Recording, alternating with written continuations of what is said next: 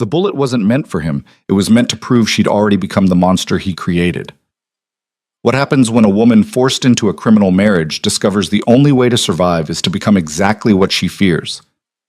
This is the story of Arya Valen, a prisoner who became a queen, a victim who chose violence, and a soul who found freedom in the last place she expected.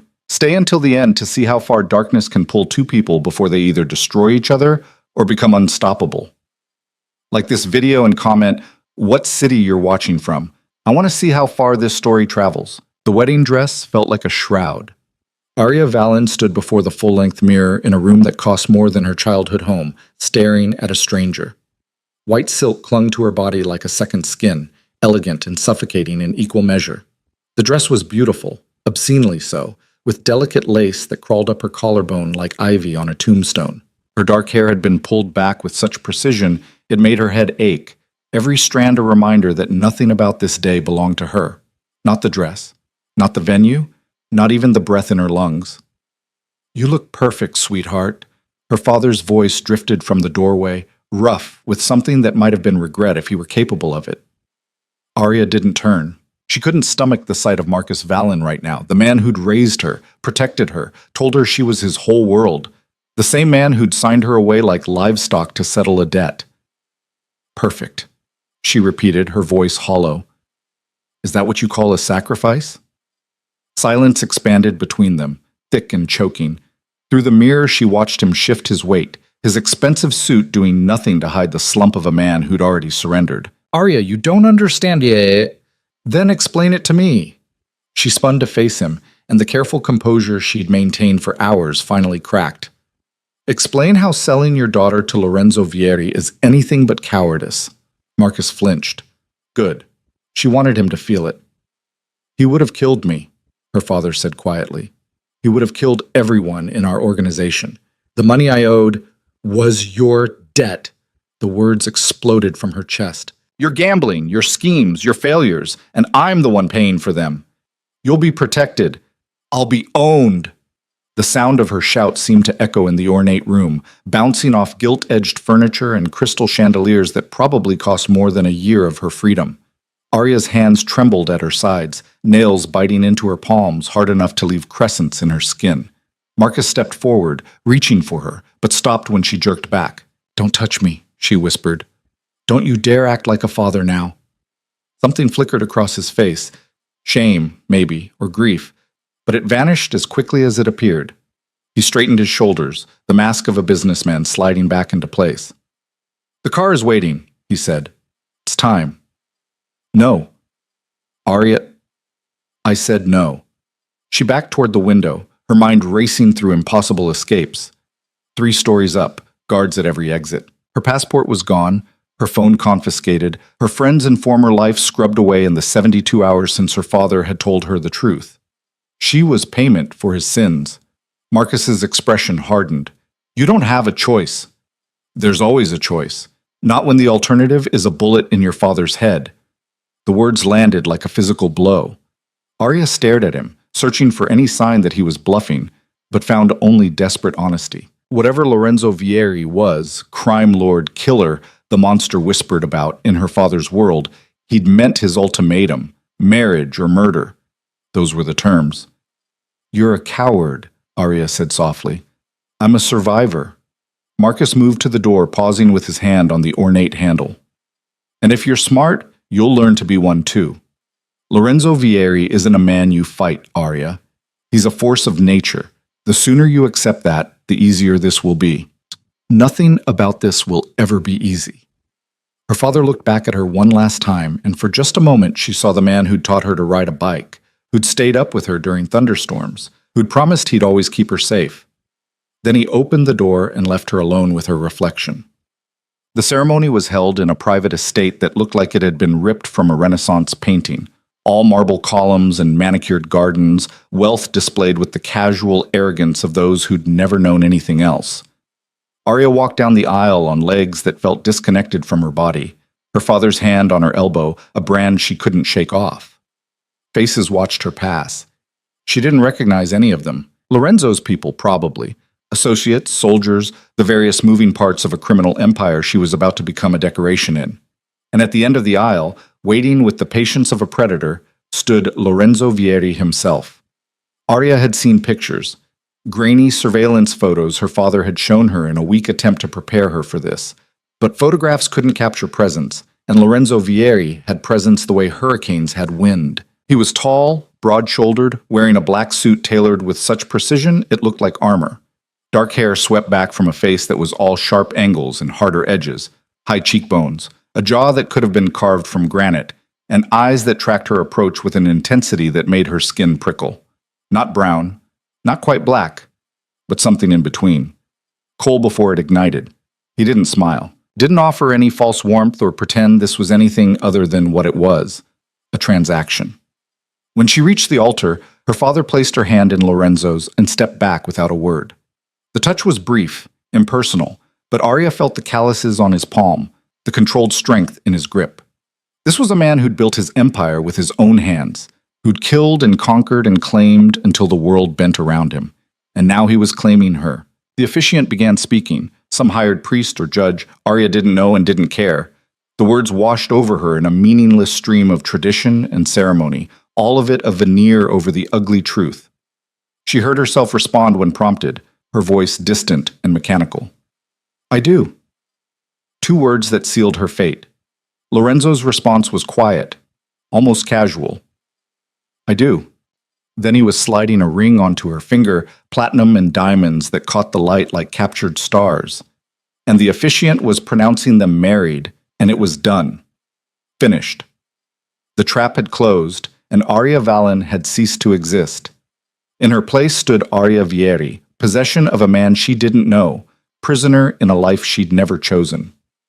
Lorenzo leaned in, and for one horrible moment Arya thought he was going to kiss her. Instead, his mouth moved close to her ear, his breath warm against her skin. "Don't run," he said quietly. "You won't make it far, and I don't like repeating myself." Then he pulled back, took her hand, and led her back down the aisle through applause that sounded like mockery. Chat. The reception was a blur of expensive champagne and forced congratulations. Arya moved through it like a ghost, smiling when expected, accepting well wishes from people who knew exactly what this marriage was and didn't care. Lorenzo stayed close, his hand occasionally settling on the small of her back, a gesture that looked protective but felt like a leash. She barely touched the food, couldn't stomach it. Every bite would have tasted like surrender. "You should eat," Lorenzo said during a rare moment when they were relatively alone at their table.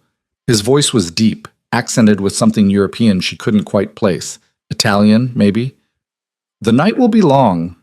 Arya's fingers tightened around her champagne flute. "I'm not hungry."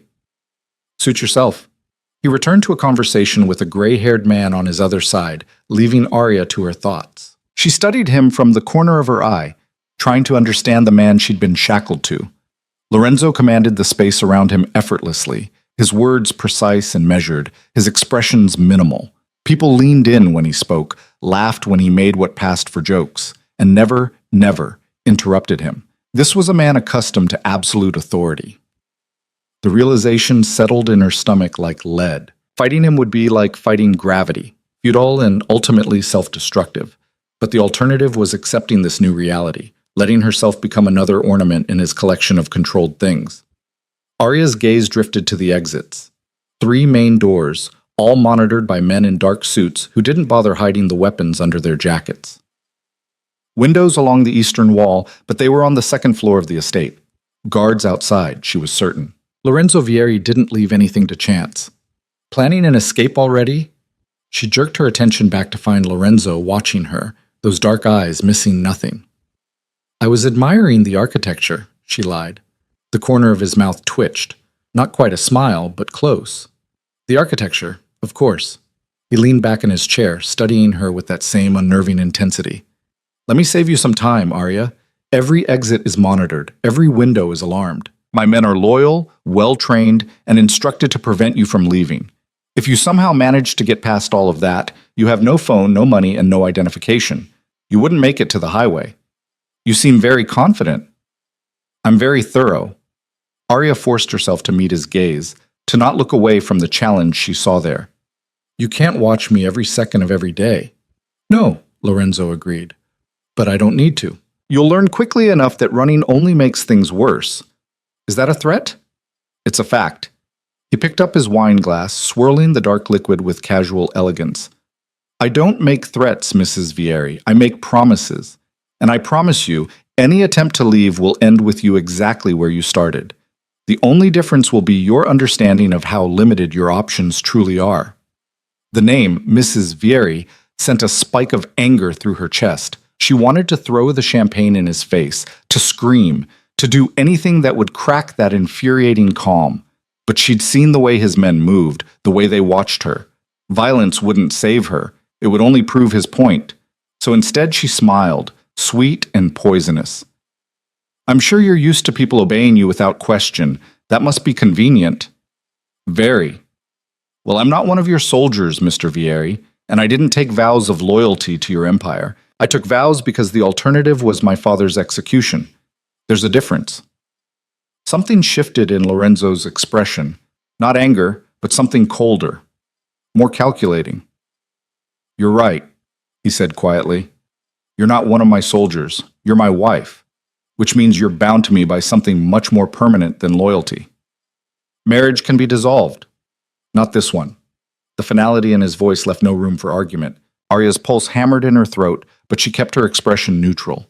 Giving him the satisfaction of seeing her fear felt like losing ground she couldn't afford to surrender.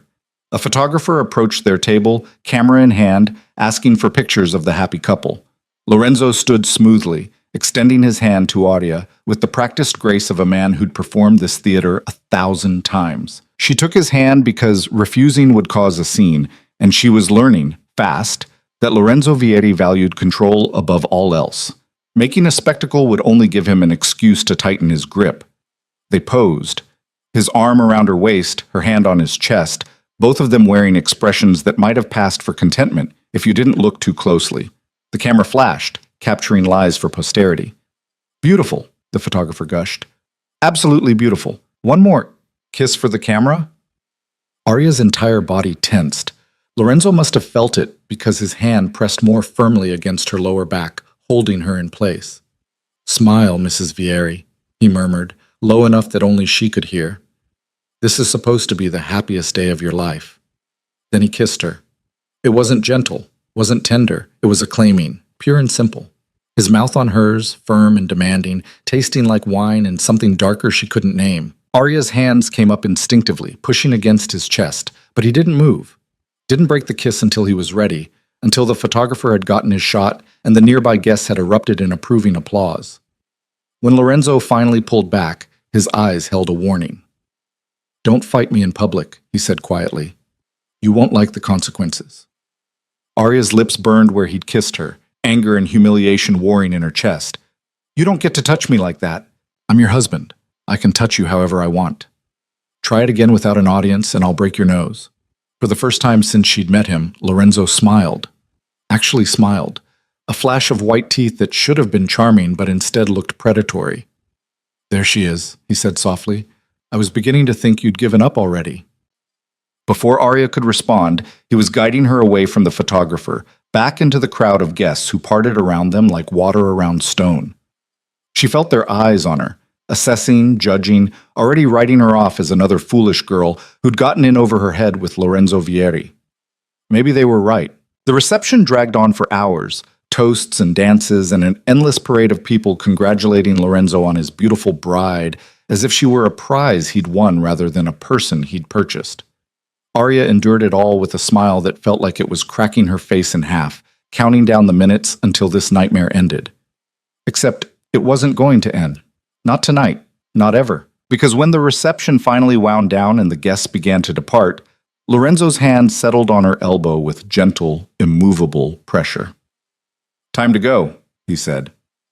The car was a black Mercedes with windows tinted so dark Arya couldn't see inside until Lorenzo opened the door for her. She hesitated on the threshold, some animal part of her brain screaming that getting in that car was a line she couldn't uncross. Arya. Lorenzo's voice was patient, but underneath it ran a current of steel. Don't make this difficult.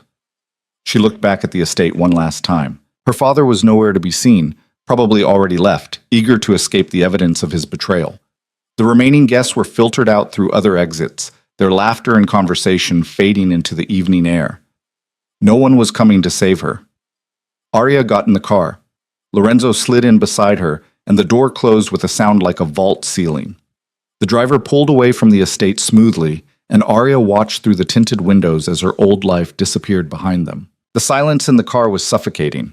Lorenzo seemed content to let it stretch, his attention on his phone as he dealt with some business she wasn't privy to. Arya focused on breathing, on keeping herself together for just a little longer. "Where are we going?" she asked finally. "My penthouse." Lorenzo didn't look up from his phone. "It's secure, comfortable, and has everything you'll need." "You mean everything you think I'll need?" "Is there a difference?" "Yes." Now he did look at her, something almost like curiosity flickering across his features. "What do you need, Arya?" "Freedom, autonomy, her life back." But saying any of that would be pointless, so she settled for my own space. "You'll have your own room if you want it. I'm not interested in forcing intimacy." His gaze returned to his phone. "Despite what you might think, I'm not a monster. You threatened to kill my father if I didn't marry you. What would you call that?" "Business." The casual way he said it, as if threatening murder was just another transaction, made something cold settle in Arya's chest. This was who Lorenzo Vieri was, a man who separated the world into assets and liabilities, who made decisions based on power and profit rather than morality. And she was married to him. The drive took 40 minutes, winding through the city until they reached a high-rise that dominated the skyline. Lorenzo's building. The car pulled into a private garage, and they took an elevator that required a key card to access the top floor. The penthouse was exactly what Arya expected: sleek, modern, expensive. Floor-to-ceiling windows offered a view of the city that would have been breathtaking under different circumstances. The furniture was designer, the art on the walls probably worth more than most people made in a year. It was beautiful and sterile, a showpiece rather than a home. "Your room is down that hall," Lorenzo said, gesturing to the left. "The staff will bring your things up tomorrow. For tonight, there should be everything you need in the closet and bathroom." Arya turned to face him, suddenly exhausted beyond measure. "Why are you doing this?" "Doing what?" "Pretending to be civilized. We both know what this is."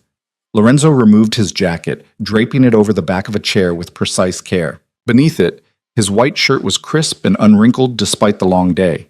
He loosened his tie, and the simple gesture felt oddly intimate in the quiet of the penthouse. "What do you think this is?" he asked. "A cage." "Then what does that make me?"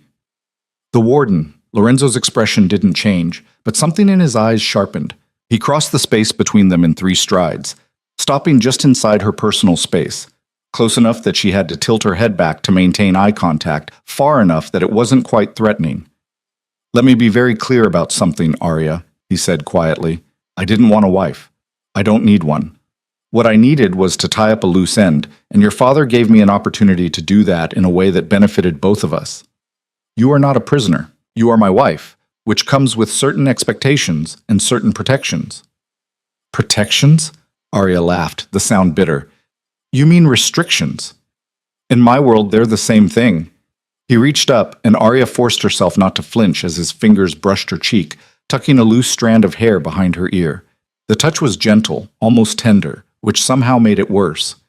"You will not be harmed. You will not be disrespected by anyone in my organization. You will have everything you could want: clothes, jewelry, entertainment, education if you desire it. All I ask in return is that you play your role." "What role is that?" "Mrs. Lorenzo Vieri, my partner in public, my wife on paper." His hand dropped away. "What happens in private is negotiable." Arya searched his face for any sign of deception, but found only that same controlled calm. "And if I refuse? If I can't play that role? Then you'll learn to."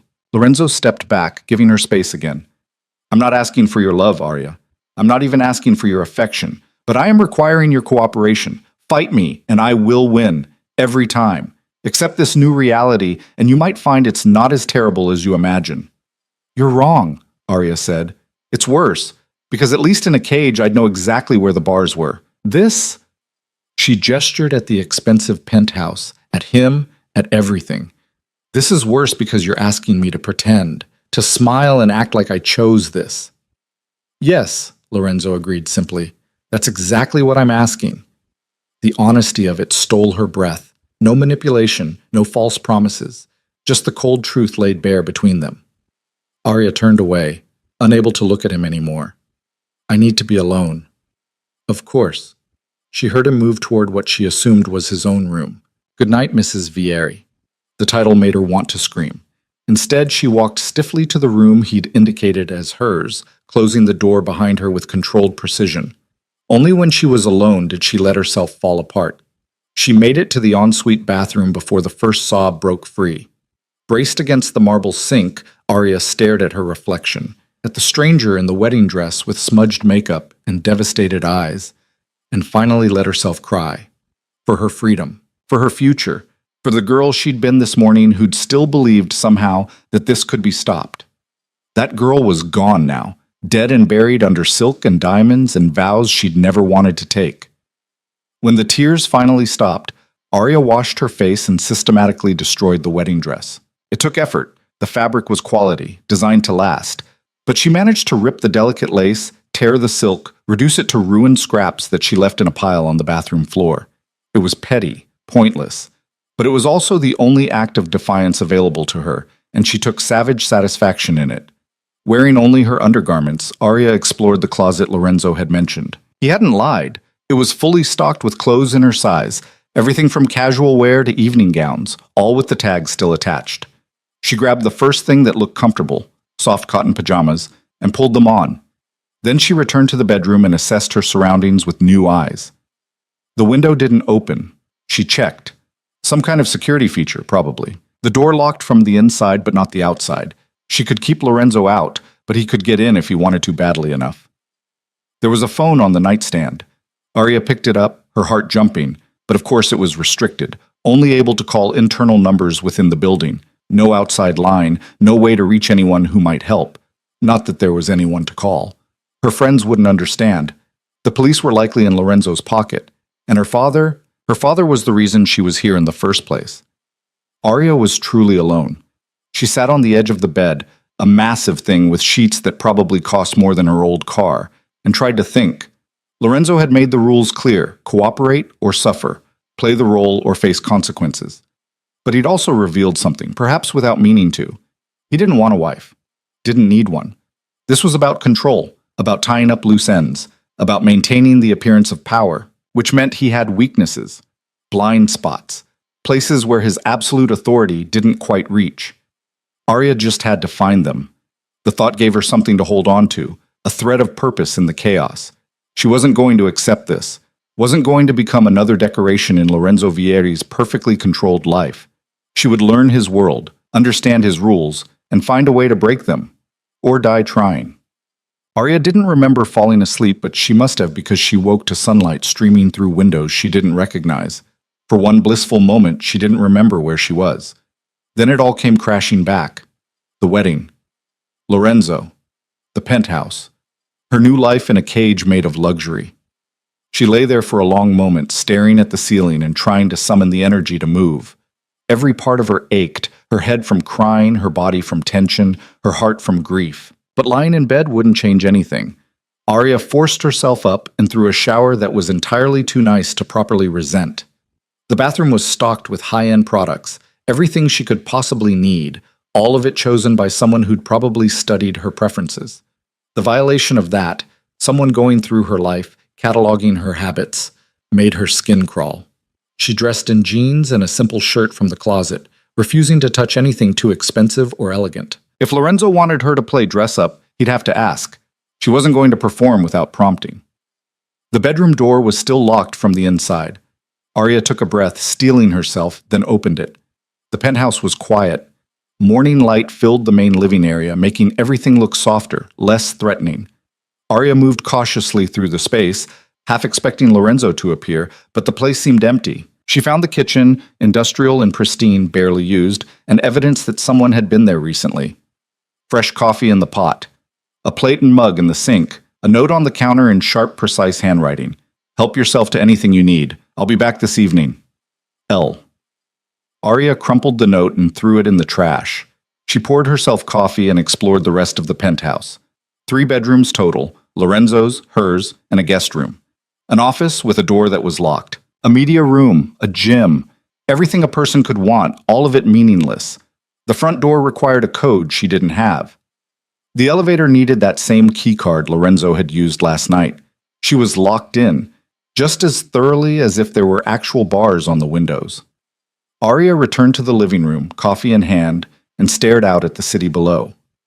Somewhere down there, people were living normal lives, going to work, meeting friends, making choices that actually belonged to them. She used to be one of those people. The sound of the elevator pulled her from her thoughts. Arya turned, adrenaline spiking, but it wasn't Lorenzo who stepped into the penthouse. It was a woman, middle-aged, professionally dressed, carrying a tablet and wearing an expression of cool efficiency. "Mrs. Vieri," she said with a polite nod. "I'm Elena. Mr. Vieri asked me to check on you and see if you need anything." Arya set her coffee down carefully. "I need to leave." "I'm afraid that's not possible." "Then I don't need anything." Elena's expression didn't change. "Mr. Vieri wanted me to inform you that your belongings from your father's house will arrive this afternoon. If there's anything else you require, clothes, books, electronics, I can arrange it." "I require my freedom." "Anything else?" Elena repeated, as if Arya hadn't spoken. The casual dismissal of her autonomy made something snap inside Arya. She crossed the distance between them in quick strides, stopping directly in front of the other woman. "I am not a doll to be dressed and arranged," Arya said quietly, dangerously. "I am a human being who was forced into this situation against my will, and I will not cooperate with the pretense that any of this is normal or acceptable." Elena met her gaze without flinching. "Mr. Vieri anticipated you might feel this way. He asked me to remind you that fighting him will only make things more difficult for everyone involved." "Is that a threat?" "It's advice." Arya laughed, the sound sharp and humorless. "Tell Lorenzo that I don't want his advice. I don't want his clothes or his gifts or his fake concern. What I want is to walk out that door and never see him again." "I'll pass along your message," Elena said with the same unflappable calm. "Is there anything else?" The futility of it all pressed down on Arya like a physical weight. This woman wasn't an ally, wasn't even sympathetic. She was another cog in Lorenzo's machine, following orders without question or conscience.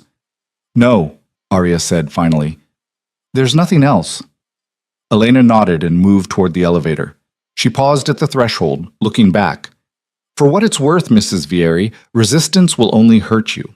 Mr. Vieri always wins. Always. The sooner you accept that, the easier your life will be." Then she was gone, and Arya was alone again with her rage and helplessness.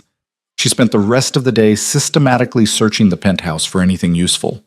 Weapons, but the knives in the kitchen were all accounted for and likely monitored. Electronics. But every device was password protected or restricted. Money. But she found none, not even pocket change. Lorenzo had thought of everything. Her belongings arrived in the afternoon, delivered by silent men in dark suits who brought boxes of her clothes, books, and personal items. They set everything in her room and left without a word, and Arya was left sorting through the pieces of her old life that now felt like they belonged to someone else. She found her laptop, but of course the penthouse Wi-Fi was password protected. Her phone was there too, but when she turned it on, she discovered the SIM card was missing. Useless. Every avenue of escape or contact had been systematically cut off. By the time evening approached, Arya had moved from anger to something colder, more focused. Lorenzo wanted her to break, to accept her new reality and fall in line. He expected tears or tantrums or desperate pleas. She would give him none of those things. The elevator chimed at 7, and Lorenzo Vieri stepped into his penthouse looking exactly as controlled and composed as he had the night before. He'd traded the wedding suit for business attire, charcoal gray, crisp white shirt, no tie. He looked like what he was, a man who commanded empires and crushed anyone who stood in his way. His gaze found Arya immediately, assessing. "How was your day?" he asked, as if this were a normal marriage and she were a normal wife. Arya stood from where she'd been reading on the couch. "Your assistant delivered my things. I thought you'd want familiar items around you. What I want is irrelevant, apparently." Lorenzo moved to the bar, pouring himself 2 fingers of whiskey with practiced ease. "Elena said you were uncooperative." "Elena can go to hell." She's just doing her job. Her job is helping you keep me prisoner. Lorenzo took a drink, watching her over the rim of his glass. You're not a prisoner, Arya. You're my wife. Same thing. No, he said quietly. It's not. A prisoner has no choices. You have choices. You're simply refusing to make them. Arya's hands clenched at her sides. What choices? Obey or suffer? That's not choice. That's coercion. Then what would you like? Lorenzo set his glass down and faced her fully. Tell me, what would make this bearable for you? The question caught her off guard. She'd expected dismissal, maybe anger, but not this. Not what almost sounded like genuine curiosity. I want to leave, she said. Not an option. Then there's nothing you can give me that I want. Try again. Arya studied him, searching for the trap in the offer, but Lorenzo's expression remained neutral, waiting. Freedom of movement, she said finally. I want to be able to leave this penthouse without an escort, to go where I want, when I want. Done, she blinked. What? I'll have a car and driver assigned to you. He'll take you anywhere you want to go within the city. You'll have a credit card with no limit. Consider it yours. I don't want your money. Nevertheless, you'll have it. Lorenzo picked up his drink again. What else? This is a trick. It's not. You're just going to let me wander around the city unsupervised? No, Lorenzo said. You'll have a security detail. 2 men, discreet. They won't interfere with your activities, but they will ensure your safety. You mean they'll report back to you about everywhere I go? Yes.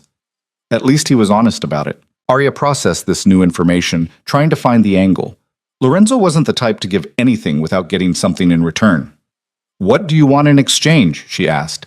Your presence at business dinners and social events when required? Your cooperation in maintaining the image of our marriage in public? He paused. And your word that you won't attempt to run?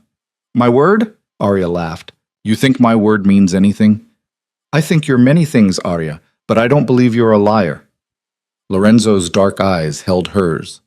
Give me your word that you won't try to leave the city or contact authorities, and I'll give you the freedom to move through it as you please. It was more than she'd expected, more than she'd thought he'd ever offer, but it was also still a cage, just a bigger one. And if I refuse, then you stay here, in this penthouse, with Elena bringing you whatever you need. No car, no credit card, no illusion of autonomy. Lorenzo's expression didn't change. The choice is yours. There it was. The trap. He was offering her just enough freedom to make staying bearable, just enough autonomy to make resistance seem pointless. And in exchange, all he wanted was her compliance in public and her promise not to run. Arya thought about her options. She could refuse, stay locked in this beautiful prison, and wait for an opportunity that might never come. Or she could accept, take what freedom he was offering, and use it to find another way out. I want one more thing, she said. Lorenzo tilted his head slightly. Which is? Answers. If you want me to play this role, to stand beside you at your business dinners and smile for your associates, then I want to understand what I'm part of. I want the truth about who you are and what you do. For the first time, something like surprise crossed Lorenzo's features. You want to know about my business? I want to know what I'm married to. Silence stretched between them, heavy with calculation. Arya could see him weighing the request, deciding how much truth she could handle or deserved. All right, he said finally. Ask your questions. What exactly do you do, Lorenzo? What is this empire built on? He finished his whiskey, set the glass down with deliberate care. I run a diversified organization. Some of it is legitimate, real estate, restaurants, import-export businesses. Some of it exists in gray areas, gambling, protection services. And some of it, he paused. Some of it is what people call criminal, weapons, information, influence. You mean you're a crime lord? I mean I'm a businessman who operates outside traditional legal structures when those structures don't serve my interests. That's semantics. That's reality. Lorenzo moved closer, and Arya forced herself not to retreat. I don't pretend to be something I'm not, Arya. I've built what I have through intelligence, ruthlessness, and an understanding that the world runs on power, not morality. People need things they can't get legally. I provide those things. In return, I profit. And killing? Is that part of providing services? His expression hardened. Sometimes. Have you killed people? Yes. The simple admission sent ice through her veins. Arya had known, logically, that Lorenzo was dangerous, but hearing him confirm it so casually made it real in a way it hadn't been before. How many? She asked. I stopped counting years ago. Doesn't it bother you? Lorenzo studied her with those dark, unreadable eyes. Would you prefer I lie? Tell you I'm haunted by every life I've taken, that I lose sleep over moral implications? I prefer you feel something. I feel plenty, he said quietly, but guilt isn't among those emotions. Every person I've killed was a threat, to me, to my people, to my interests. I didn't enjoy it, but I didn't regret it either. That's the difference between men like me and men like your father. I don't make messes I'm not willing to clean up. Arya's jaw tightened at the mention of her father. My father is a coward, but at least he didn't build his life on violence. No, he just benefited from mine, used my resources, my connections, my protection. And when it came time to pay his debts, he offered me the one thing he had left of value. Lorenzo's gaze raked over her. You. I'm not a thing. No, he agreed. You're a complication, an asset I didn't plan for and don't quite know what to do with. But you're mine now, Arya. That's the reality we're both living in. The possessiveness in his voice should have terrified her. Instead, it sparked something else, a defiant anger that burned away the fear. I will never be yours, she said. You can own the ring on my finger and the name on paper, but you will never own me. Lorenzo smiled then, that same predatory expression from the wedding. We'll see. Before Arya could respond, he turned and headed toward his room. Think about my offer. Freedom to move through the city in exchange for your cooperation and your word. You have until morning to decide. Then he was gone, leaving Arya alone with a choice that wasn't really a choice at all. She stood there for a long time, staring at nothing, her mind racing. Lorenzo had confirmed everything she'd feared and worse. He was a killer, a criminal, a man who saw violence as simply another business tool. And she was tied to him legally, financially, in every way that mattered. But he'd also offered her something she desperately needed: freedom of movement, limited, monitored, conditional, but still more than she had now. Arya thought about running, about taking whatever freedom he gave her and using it to disappear. But his warning echoed in her mind. You won't make it far. And she believed him. Lorenzo Vieri was a man who planned for every contingency, who'd built an empire on never being surprised. If she ran, he would catch her, and then whatever small mercies he was offering now would disappear. No, running wasn't the answer, not yet. But learning, understanding his world, his weaknesses, his blind spots, that was something she could do. Lorenzo thought he was being generous, offering her supervised freedom. He didn't realize he was giving her exactly what she needed: access. Arya walked to the window and looked out at the city lights. Somewhere down there, in the maze of streets and buildings, there had to be a way out of this. Someone who could help. Some avenue Lorenzo hadn't thought to block. She would find it. But first, she had to make him believe she'd accepted her fate. When morning came, Arya found Lorenzo in the kitchen, dressed for business and drinking coffee like they were a normal couple, sharing a normal morning. I've made my decision, she said. Lorenzo looked up, his expression giving nothing away. And? I'll take your offer. Freedom of movement in exchange for public cooperation. She held his gaze. And I give you my word I won't attempt to leave the city or contact authorities. It wasn't technically a lie. She wouldn't try to leave the city, not until she had a real plan. And she wouldn't contact authorities who were likely on his payroll anyway. But that didn't mean she was giving up, just biding her time. Lorenzo studied her for a long moment, and Arya wondered if he could see through her performance. But finally, he nodded. Fair enough. I'll have everything arranged by this afternoon. Elena will provide you with a phone, credit card, and the details of your driver and security team. Thank you. The words tasted like ash, but Arya forced them out anyway. This was the role he wanted her to play. Cooperative wife, grateful prisoner. So she would play it, for now. Lorenzo finished his coffee and grabbed his jacket. I have meetings today, but I'll be back for dinner. We have an event tomorrow night, a charity gala. I'll need you there. Of course. He paused at the door, looking back at her with something that might have been approval or might have been suspicion. You're smarter than your father gave you credit for. My father doesn't know me as well as he thinks he does. No, Lorenzo agreed. I don't think he does. Then he was gone, and Arya was left alone with her plans and her simmering rage. She had bought herself freedom of movement. Now she just had to figure out how to use it. The game had begun, and Arya Vieri was determined to win. The driver's name was Marco, and he had the personality of a brick wall. When Elena introduced them that afternoon in the building's private garage, he nodded once, opened the rear door of a sleek black sedan, and waited without a word. Marco has been with Mr. Vieri for 8 years, Elena explained, her tablet clutched against her chest like armor.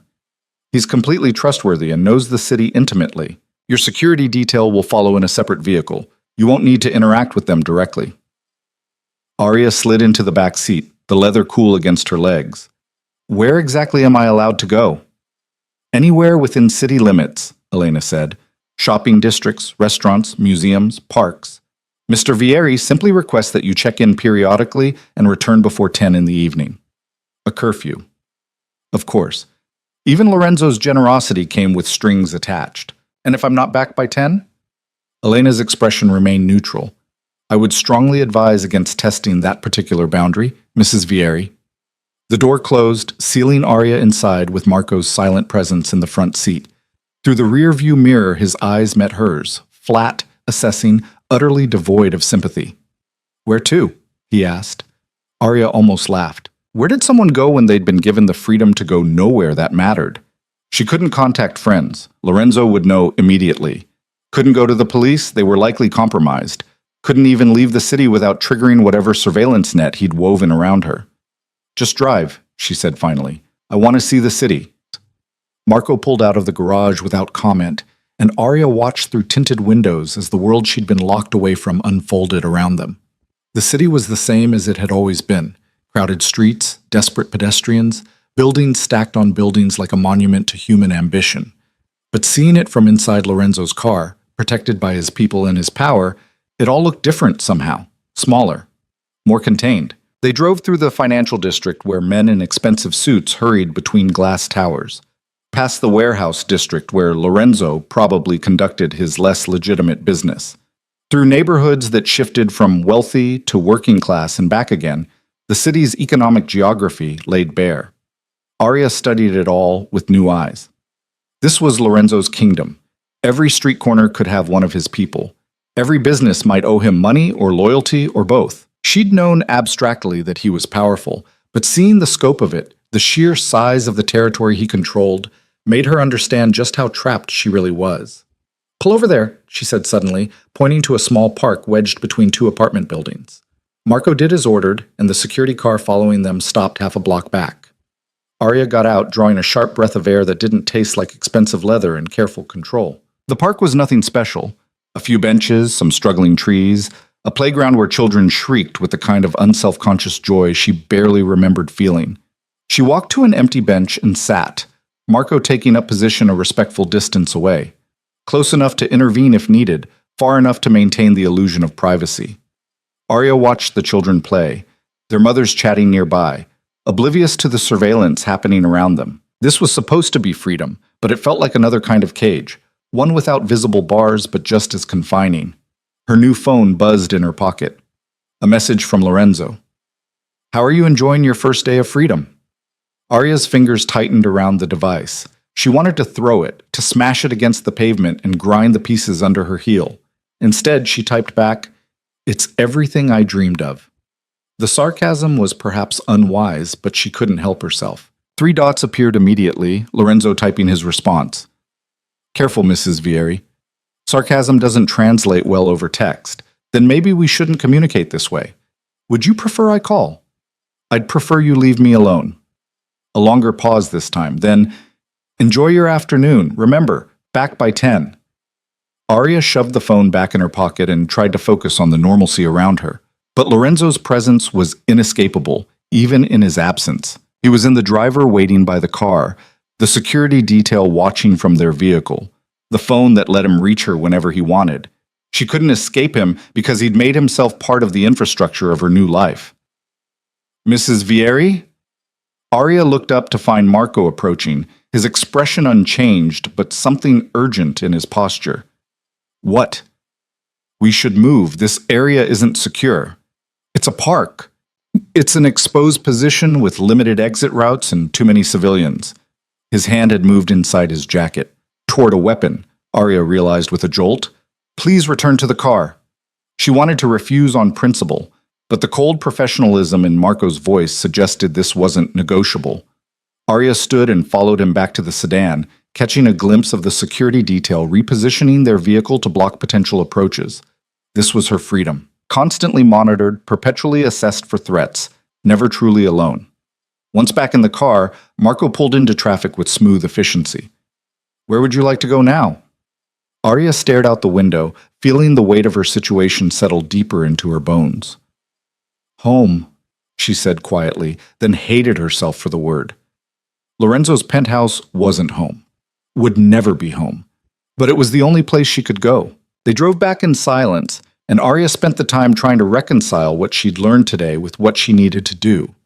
Running wasn't an option. Lorenzo's reach was too extensive, his resources too vast. Fighting him directly would be suicide, which left her with only one real choice. She had to become what he least expected. Not a prisoner, not a victim, but something else entirely.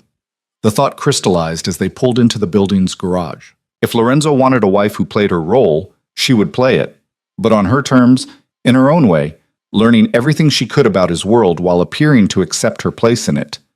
It was a long game, and she had no idea if it would work, but it was better than surrendering. Elena was waiting when Arya entered the penthouse, her expression carefully neutral. Mrs. Vieri. Mr. Vieri called to say he'll be late tonight. Business complications. He suggests you eat without him. How considerate. If Elena registered the sarcasm, she didn't show it. Also, your gown for tomorrow's gala has arrived. I've had it hung in your closet. If the fit isn't perfect, we can have alterations done in the morning. What gala? Arya asked, though she remembered Lorenzo mentioning something about it. A charity event benefiting children's hospitals, very high profile. Several city officials will be in attendance, along with business leaders and society figures. Elena consulted her tablet. Mr. Vieri's presence is expected, and as his wife, so is yours. Arya's mind immediately started calculating. High profile meant witnesses. City officials meant people not directly on Lorenzo's payroll. It wasn't an opportunity to escape. Security would be too tight. But it was a chance to observe, to understand how Lorenzo operated in public, to see the mechanisms of his power on display. What time? She asked. 7 o'clock. Cocktails first, then dinner and dancing. Mr. Vieri will want to leave by 11. 4 hours of performing the role of devoted wife. Arya could manage that. She'd manage the wedding, after all. Fine, she said. Is there anything else? Mr. Vieri requested I remind you that comportment is essential tomorrow evening. Many eyes will be watching. I know how to behave in public, Elena. I'm sure you do, Mrs. Vieri, but the doubt in her voice was clear. Will you be dining alone tonight, or shall I have something prepared for you? The solicitous concern felt like mockery. I can feed myself. Elena nodded and retreated, leaving Arya alone in the cavernous penthouse. The silence pressed in around her, broken only by the distant hum of the city beyond the windows.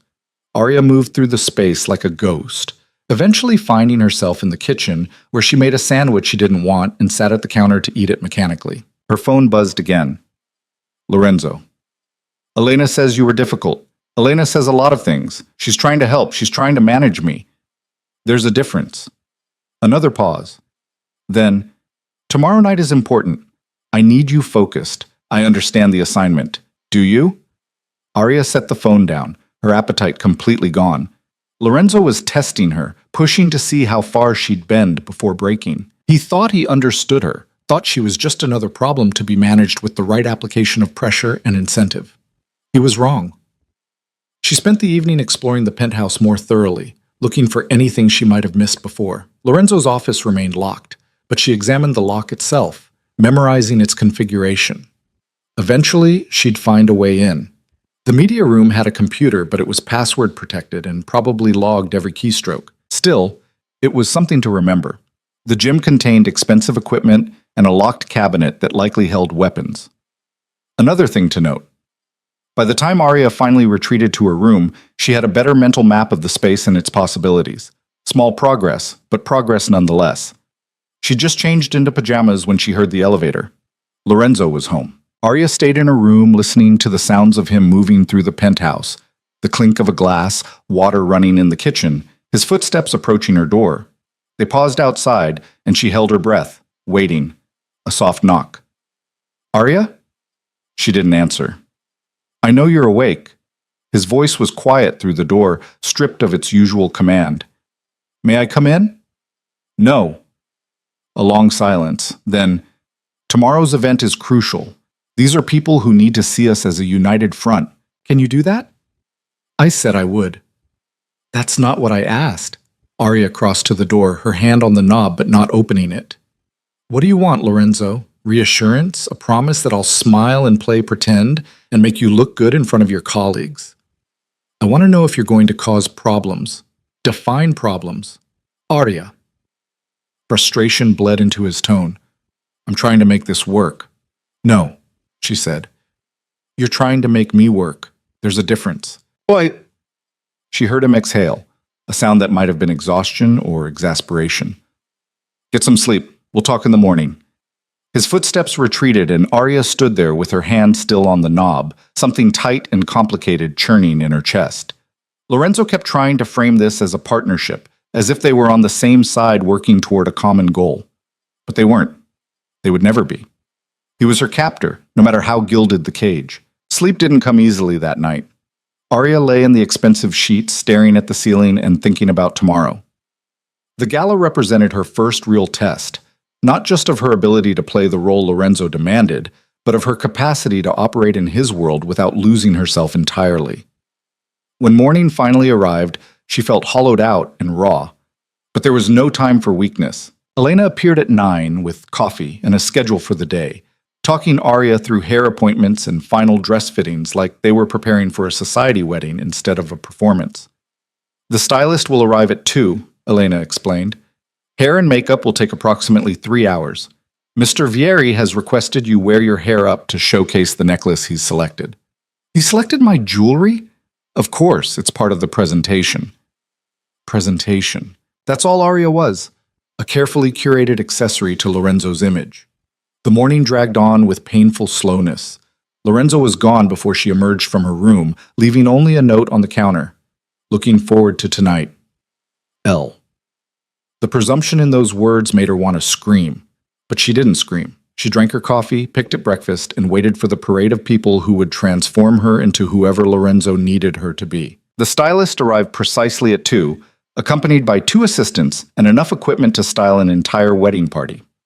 Arya submitted to their ministrations with gritted teeth, letting them pull and pin her hair into an elaborate updo, paint her face with layers of makeup, and generally treat her like a doll. "Bellissima," the stylist pronounced when they'd finished, spinning Arya toward the mirror. The woman staring back was unrecognizable. Her hair gleamed under the lights, swept up to expose the column of her neck. Her makeup was flawless. Smoky eyes, sharp cheekbones, lips painted a deep red that looked almost dangerous. She looked sophisticated, polished, expensive. She looked like Lorenzo Vieri's wife. "The dress now," the stylist commanded, and her assistants brought out the gown Elena had mentioned. It was stunning. Midnight blue silk that caught the light like water, cut to cling to every curve before flowing out from the hips.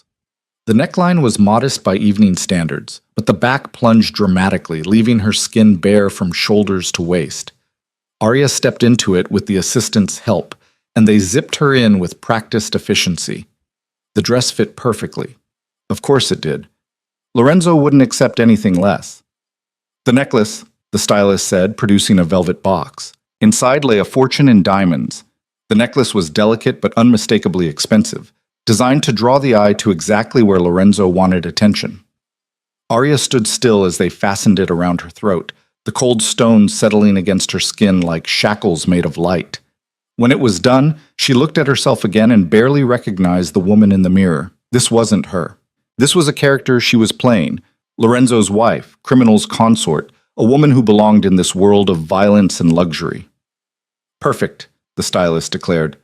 Mr. Vieri will be very pleased. Arya said nothing. What was there to say? The team packed up and departed, leaving her alone with her reflection and the weight of what was coming. She had 2 hours before Lorenzo returned, 2 hours to prepare herself mentally for the performance ahead. She spent them pacing the penthouse in her gown, practicing neutral expressions in mirrors, rehearsing responses to potential questions. Who was she? Lorenzo's wife. How did they meet? Through family connections. How was married life? Wonderful. Thank you for asking. Lies built on lies, all of it designed to obscure the truth. She was a prisoner playing dress-up in her cage.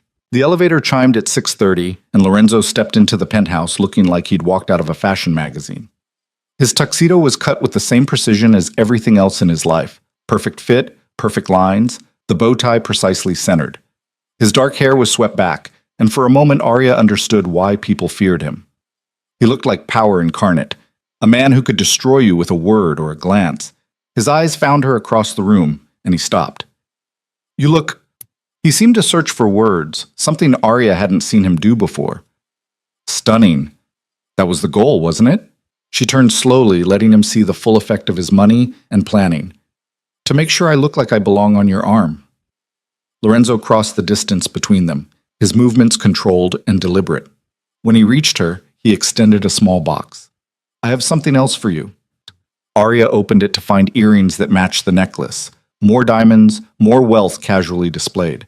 She put them on without comment, her hands steady despite the anger simmering beneath her composure. There's one more thing, Lorenzo said quietly. He reached into his jacket and pulled out a ring. Not the wedding band already on her finger, but something else. An engagement ring with a stone so large it seemed obscene. You're joking. People will expect to see one. Maut. He took her left hand, his touch gentle but firm. It completes the picture. Arya wanted to rip her hand away, to throw the ring in his face and tell him exactly what he could do with his picture. But they were past the point of resistance. She'd agreed to play this role, and that meant accepting all the trappings that came with it. Lorenzo slid the ring onto her finger, and the weight of it joined the necklace and earrings. A fortune in chains, each piece a reminder of exactly who owned her. Perfect, he murmured, and there was something in his voice that made her look up sharply. For just a moment, his mask slipped. Arya saw something beneath the cold control. Not warmth exactly, but recognition, as if he was seeing her as more than just an asset or a problem to be managed. Then it was gone, replaced by his usual unreadable expression. The car is waiting, he said, offering his arm. Arya took it because she had no choice, her hand settling into the crook of his elbow with practiced ease. They rode the elevator down in silence, Lorenzo's presence beside her like a storm holding its breath. Marco was waiting with a different car this time, a sleek black Bentley that screamed wealth and power. Lorenzo handed her in with old-fashioned courtesy, then settled beside her as Marco pulled into traffic. Remember, Lorenzo said quietly as they drove, these people are predators. They'll smile and make pleasant conversation, but they're always looking for weakness, for leverage. Sounds like your kind of people. His mouth twitched. They are. Which is why you need to be careful. Don't drink too much. Don't share personal information. Don't let anyone separate you from me. Worried someone will steal your property? Lorenzo's hand found hers on the seat between them, his fingers closing around hers with enough pressure to make his point without causing pain. Worried someone will hurt you to hurt me. You're not property, Arya. You're a vulnerability I didn't have a week ago. That makes you a target. The honesty in his words surprised her. Then maybe you should have thought of that before forcing me into this. Probably. He didn't release her hand. But it's too late now. We're in this together, whether either of us likes it. Arya looked down at their joined hands, hers trapped in his, both of them wearing rings that symbolized a union neither had wanted. I hate you, she said quietly. I know. I will never forgive you for this. I know that too. Then why? Because despite all of that, I need you to survive tonight. Lorenzo's grip tightened fractionally. These people will use any perceived weakness against us, against me. If they think you're unhappy, they'll exploit it. If they sense discord, they'll weaponize it. So I'm asking you, not as your captor, not as the man who forced you into this marriage, but as someone who is genuinely trying to keep you alive, please play your role tonight. The please caught her off guard. Lorenzo didn't strike her as a man who asked for anything, who said please or acknowledged need. The fact that he was doing so now told her more about the danger they were walking into than any direct warning could have. I'll play my role, Arya said finally. But not for you, for myself. Because I'm not going to let your enemies think I'm weak. Something that might have been respect flickered across Lorenzo's features. Fair enough. The Bentley pulled up to a hotel that defined opulence, all marble and gold, with a red carpet leading to the entrance where cameras flashed and reporters called out questions. Arya's stomach clenched at the sight of so many people, so many watching eyes. Ready? Lorenzo asked. No, she would never be ready for this, but she nodded anyway. Marco opened the door, and Lorenzo stepped out first, turning to offer his hand. Arya took it and emerged into a storm of camera flashes and shouted questions that blurred together into white noise. Lorenzo's arm came around her waist, holding her steady against the onslaught, and they moved up the red carpet together. Mr. Vieri, over here! Who's your beautiful companion? Is it true you two just got married? Lorenzo stopped and turned toward the cameras with the ease of someone who'd done this 1,000 times. His smile was practiced, charming without being warm. Gentlemen, ladies, allow me to introduce my wife, Arya Vieri. The cameras went wild. Arya forced herself to smile, to lean into Lorenzo like she belonged there, to play the role of a woman blissfully in love rather than desperately trapped. How did you meet? Someone called out. Through family, Lorenzo answered smoothly. I knew immediately she was special. What do you think of your husband's business dealings, Mrs. Vieri? The question was a trap, and Arya recognized it instantly. I think my husband is brilliant at everything he does, she said, her voice steady despite her racing heart. I'm very proud to stand beside him. More questions, more cameras, but Lorenzo was already guiding her forward with gentle pressure on her waist. They entered the hotel's grand ballroom, and the assault of noise and light shifted to something more refined. Crystal chandeliers, live orchestra, hundreds of people in evening wear mingling with champagne and calculated smiles. This was Lorenzo's world, and for tonight, it was hers too. You did well out there, Lorenzo murmured as a waiter approached with champagne. He took 2 glasses, handing her one. I told you I understood the assignment. Arya sipped the champagne, letting the bubbles settle her nerves. Around them, people were beginning to notice their arrival, conversations pausing as eyes tracked their movement. Lorenzo! A man approached, silver-haired, expensively dressed, radiating the kind of confidence that came from old money and older corruption. I heard rumors you'd married, but I didn't believe them until now. Robert. Lorenzo shook his hand with practiced warmth. Allow me to introduce my wife, Arya. Robert turned his assessing gaze on her, and Arya felt the weight of it like a physical thing. Enchanted, he said, taking her hand and kissing it with old-world courtesy that felt invasive. Lorenzo, you've done well for yourself. I know. And how are you finding married life, my dear? Robert asked, still holding her hand a beat too long. It's everything I hoped it would be, Arya said, retrieving her hand with a smile that hurt her face. I'm sure it is. Something sly entered Robert's expression. Though I must say, Lorenzo, I'm surprised you settled down. You were always so committed to your independence. Circumstances change, Lorenzo said smoothly, and some opportunities are too valuable to ignore. The way he said it, like she was a business acquisition, made Arya's grip tighten on her champagne flute. But she kept smiling, kept playing the role, because dozens of eyes were watching this interaction and judging every micro-expression. Robert laughed. Well, I hope you'll both attend my summer party next month. I'd love to get to know your lovely wife better. We'll see what our schedule allows, Lorenzo said, which Arya recognized as a polite dismissal. Robert drifted away, and Lorenzo's hand settled on her lower back again, warm through the thin fabric of her gown. That, he said quietly, was a test. What kind of test? Robert runs one of the largest money laundering operations on the eastern seaboard. He's also been looking for leverage against me for the past 3 years.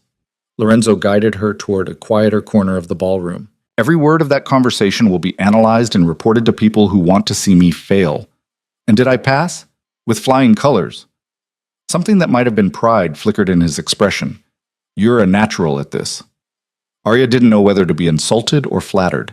Before she could decide, another couple approached, then another, each one bringing their own brand of veiled hostility and calculating interest. Lorenzo handled them all with practiced ease, introducing Arya, deflecting personal questions, maintaining the image of a powerful man secure in his new marriage. And Arya played her role. She smiled and made small talk and pretended to be exactly who they thought she was. Lorenzo Vieri's chosen bride, a woman content in her gilded cage. But beneath the performance, she was watching, learning, understanding. These people were exactly what Lorenzo had said. Predators disguised in evening wear, always searching for weakness, for angles, for ways to advance their own interests. They reminded her of her father, actually. The same casual ruthlessness, the same ability to smile while calculating how to destroy you. The dinner was announced, and Lorenzo led her to their table, positioned prominently near the front, of course, positioned Yabasa. They were seated with other couples, all of them involved in Lorenzo's world in one way or another. The conversation flowed around topics both mundane and coded, surface pleasantries hiding darker business discussions. Arya picked at her food and sipped her champagne sparingly, heeding Lorenzo's earlier warning. Across the table, a woman named Gabriella, wife of one of Lorenzo's associates, studied her with barely concealed curiosity. "So tell us, Arya," Gabriella said during a lull in conversation, "how does it feel to marry into such an influential family?" The pause before influential was deliberate. Arya heard the real question underneath. How does it feel to marry a criminal? "I feel very fortunate," Arya said carefully. "Lorenzo has been nothing but generous." "I'm sure he has." Gabriella's smile was sharp. "Though I imagine it must be quite an adjustment. What did you do before the wedding?" Another trap. Anything Arya said could be used to assess her background, her connections, her potential value or vulnerability. "I was in school," she said, which was technically true. "But I've put that on hold for now." "How devoted?" Gabriella turned to Lorenzo. "You must be very proud to have found someone so willing to sacrifice for you." Lorenzo's hand found Arya's under the table, his fingers threading through hers. To anyone watching, it looked affectionate. But Arya felt the tension in his grip, the warning. "I'm the fortunate one," he said smoothly. "Arya could have had anyone. The fact that she chose me is something I don't take lightly." The lie was delivered with such sincerity that Arya almost believed it herself. Almost. Gabriella's eyes narrowed slightly, but she said nothing more, turning her attention back to her meal. Lorenzo's thumb stroked across Arya's knuckles once. Reassurance or warning, she wasn't sure which. The dinner continued, course after elaborate course, each one accompanied by more wine and more coded conversations. Arya felt like she was navigating a minefield blindfolded, every word a potential disaster waiting to happen. When dinner finally ended and the dancing began, Lorenzo stood and offered his hand. "Dance with me." It wasn't a request. Arya let him lead her onto the floor where other couples were already swaying to the orchestra's rendition of something classical and romantic. Lorenzo's arm came around her waist, pulling her closer than strictly necessary, his other hand capturing hers. "You're doing remarkably well," he murmured as they began to move. "Better than I expected." "You thought I'd crack?" "I thought you'd try." His hand pressed against her lower back, guiding her through the steps with practiced ease. "But you're stronger than you look." "You don't know anything about me." "I'm learning." Lorenzo's dark eyes held hers, and for a moment Arya forgot to breathe. This close, she could see the individual flecks of color in his irises, could smell his cologne, something expensive and subtly dangerous. "You're adaptable, intelligent, brave enough to be terrified and still function." "I'm not brave, I'm trapped." "Those things aren't mutually exclusive." He spun her expertly, and Arya's dress flared around her legs. When he pulled her back in, they were even closer than before. "Most people in your situation would have fallen apart by now, but not you. You're fighting back the only way you can, by learning the rules so you can break them later." The accuracy of his observation made her stumble slightly. Lorenzo caught her easily, his arm tightening around her waist. "I don't know what you're talking about," Arya said. "Yes, you do." His mouth was close to her ear now, his breath warm against her skin. "But here's what you don't understand yet. I'm not your enemy, Arya. I'm the only thing standing between you and people who would use you much more cruelly than I ever could." Is that supposed to make me grateful? It's supposed to make you realistic. The song ended, but Lorenzo didn't release her immediately. They stood there on the dance floor, bodies pressed together, locked in a battle of wills that neither could win. Then someone cleared their throat nearby, and the moment shattered. "Lorenzo, my friend!" A man Arya didn't recognize approached, arms spread in exaggerated welcome. He was younger than most of the crowd, maybe mid-30s, with the kind of sculpted features that suggested either good genetics or expensive surgery. "Marco," Lorenzo said, and something in his tone made Arya's spine stiffen. This was danger. "I didn't realize you'd be here tonight. Wouldn't miss it." Marco's gaze slid to Arya, lingering in a way that made her skin crawl. "And this must be this bride everyone's talking about, even more beautiful than the rumors suggested." Lorenzo's hand tightened possessively on Arya's waist. "My wife, Arya. Arya, this is Marco Santoro." The name meant nothing to Arya, but the way Lorenzo said it, with careful neutrality that barely masked hostility, told her everything she needed to know. This was an enemy. "Charmed," Marco said, taking her hand before she could stop him. Instead of kissing it, he held it, his thumb stroking across her knuckles in a parody of intimacy. "Tell me, Mrs. Vieri, are you enjoying your introduction to our world?" "Very much," Arya lied, trying to extract her hand. Marco held on. "Marco!" Lorenzo's voice could have frozen flames. "Let go of my wife!" Of course. Marco released her with obvious reluctance. "I meant no disrespect. I'm simply admiring Lorenzo's excellent taste." His smile was all teeth. "Though I have to wonder, does she know what she's gotten herself into?" The ballroom seemed to quiet around them, other guests sensing the tension and turning to watch. Arya felt the weight of dozens of gazes, all of them waiting to see what would happen next. This was a test, a challenge, and however she responded would be reported, analyzed, used as evidence of either strength or weakness. Arya stepped forward, placing herself slightly between Lorenzo and Marco. "I know exactly what I've gotten myself into, Mr. Santoro," she said clearly. "My husband and I have no secrets from each other." It was a complete lie, but delivered with enough conviction that doubt flickered across Marco's face. "Is that so?" He looked past her to Lorenzo. "Then she knows about—" "Enough!" Lorenzo's command cut through the air like a blade. "This isn't the time or place for whatever game you're playing." "No game," Marco said innocently. "Just conversation between old friends." "We were never friends." "No, I suppose not." Marco's smile widened. "Enjoy the rest of your evening, Lorenzo. Mrs. Vieri." He nodded to Arya. "I'm sure we'll be seeing much more of each other." Then he was gone, melting back into the crowd, leaving tension crackling in his wake. Lorenzo's jaw was tight, his entire body radiating barely controlled violence. Arya had never seen him like this. On the edge of losing control, truly dangerous in a way that went beyond his usual calculated menace. "We're leaving," he said quietly. "Lorenzo, now." He guided her through the ballroom with a hand that trembled slightly against her back. Not from fear, Arya realized, but from rage.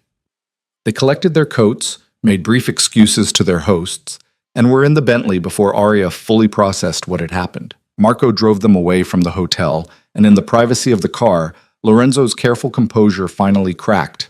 He loosened his bow tie with sharp, angry movements, his breathing uneven.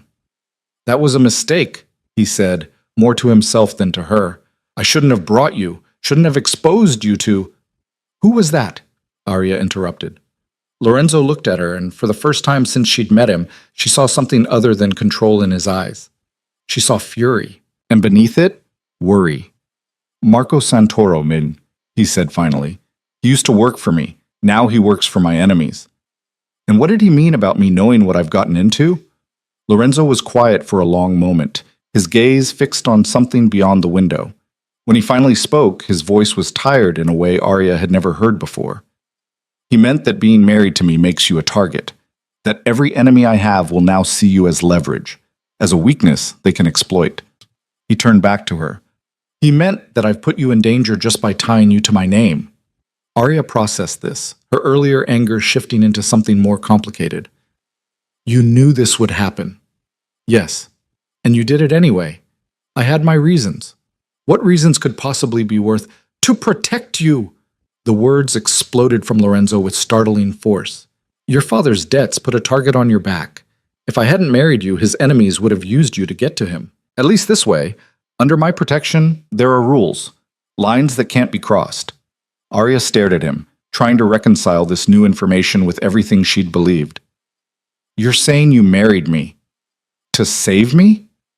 I'm saying I married you because it served multiple purposes. Eliminating your father's debt was one. Securing a valuable connection was another. But yes, keeping you safe from people far worse than me was part of the calculation. The admission hung between them, heavy with implications Arya wasn't ready to examine. Lorenzo had forced her into this marriage, had trapped her in his world, had stolen her freedom, but he'd also, in his own twisted way, been trying to protect her. It didn't make it right, didn't forgive the violation of her autonomy, but it complicated the simple narrative of captor and victim that Arya had been clinging to. I don't know what to do with that, she said finally. You don't have to do anything with it. Lorenzo's mask was sliding back into place, control reasserting itself. Just be more careful. Marco showing up tonight wasn't coincidence. He wanted to see you, to assess whether you're truly valuable to me or just a convenient acquisition. And what did he conclude? Lorenzo's gaze settled on her with uncomfortable intensity, that you're far more valuable than anyone anticipated.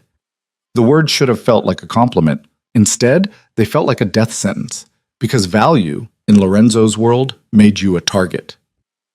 They rode the rest of the way in silence, and when they finally reached the penthouse, Arya went straight to her room without a word. She stripped off the expensive gown, the diamonds, the rings, all the trappings of her performance, and stood under a scalding shower until her skin turned red. But she couldn't wash away the truth. She was in deeper than she'd realized, tangled in a web of violence and power that extended far beyond her understanding. And the most terrifying part? She was starting to see why Lorenzo operated the way he did. In a world of predators, compassion was weakness. Mercy was suicide. The only way to survive was to be harder, colder, more ruthless than everyone else.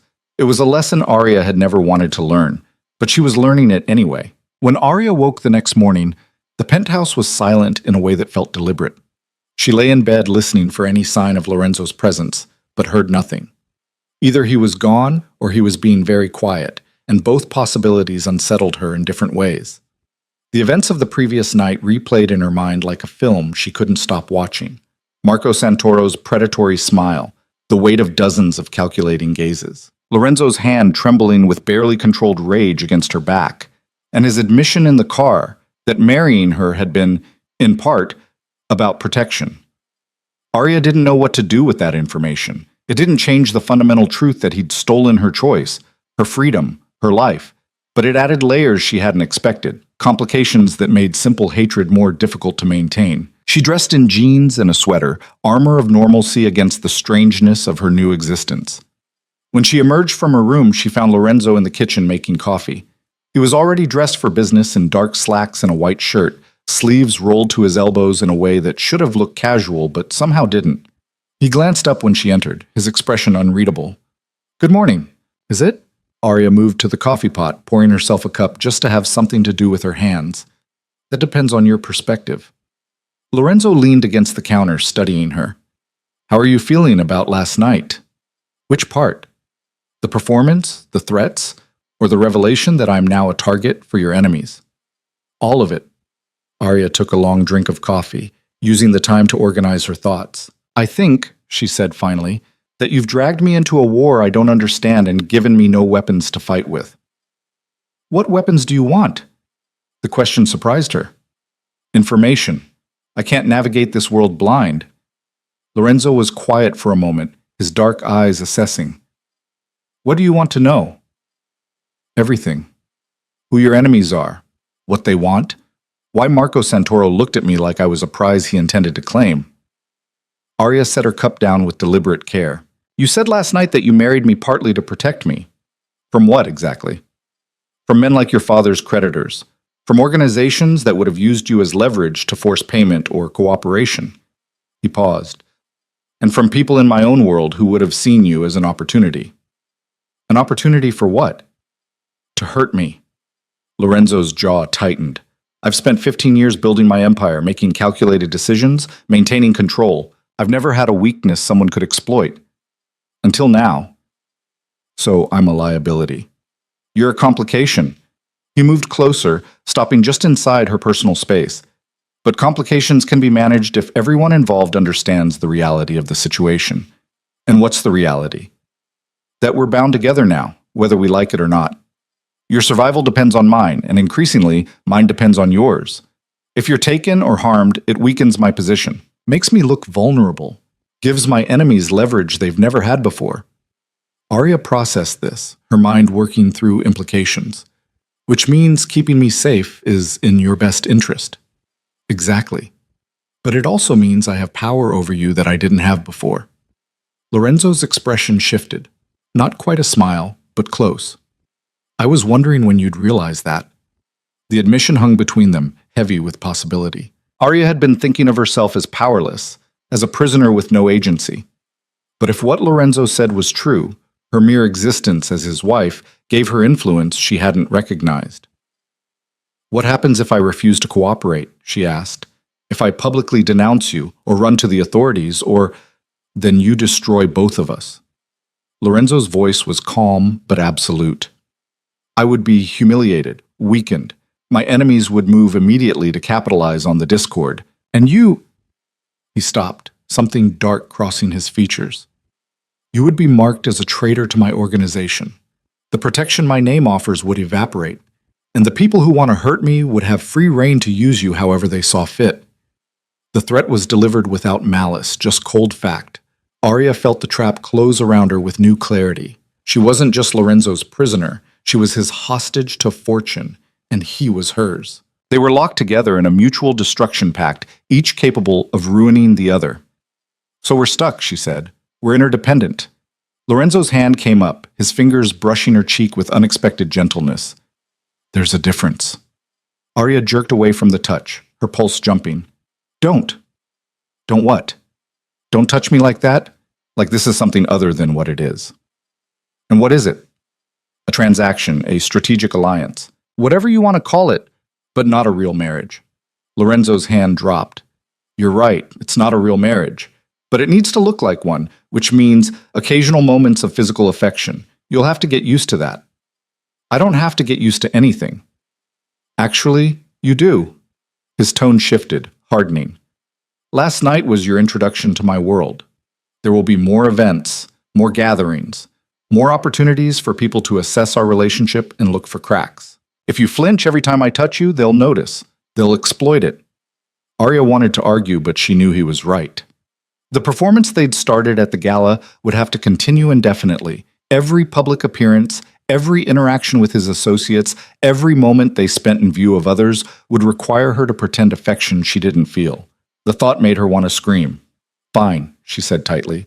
I'll play the devoted wife in public. But in private, you keep your distance. Agreed. Lorenzo moved back to his coffee, the moment of tension dissipating. I have meetings most of today, but I'd like you to stay in the penthouse. Why? Because Marco's appearance last night changes things. I need to reassess security, determine what he knows and what he's planning. Lorenzo's expression was grim. Until I have better intelligence, I want you where I know you're protected. So I'm a prisoner again. You're being cautious. There's a difference. Not from where I'm standing. Lorenzo set his cup down with a sound like a gavel striking. Arya, I understand your frustration. I do. But you need to trust that I know what I'm doing. Marco Santoro is dangerous in ways you can't imagine. If he's decided you're valuable, then keeping you visible and vulnerable would be catastrophic. You mean it would be catastrophic for you? I mean it would be catastrophic for both of us. He grabbed his jacket from the back of a chair, shrugging into it with sharp, angry movements.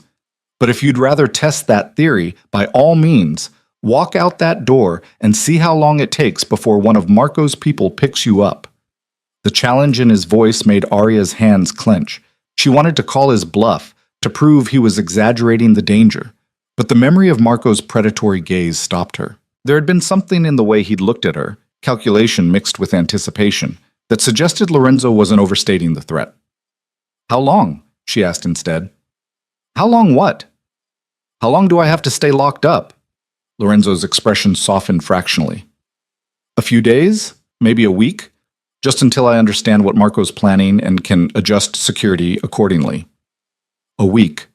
7 more days of this suffocating isolation, of pacing the penthouse like a caged animal. Arya felt the walls closing in already.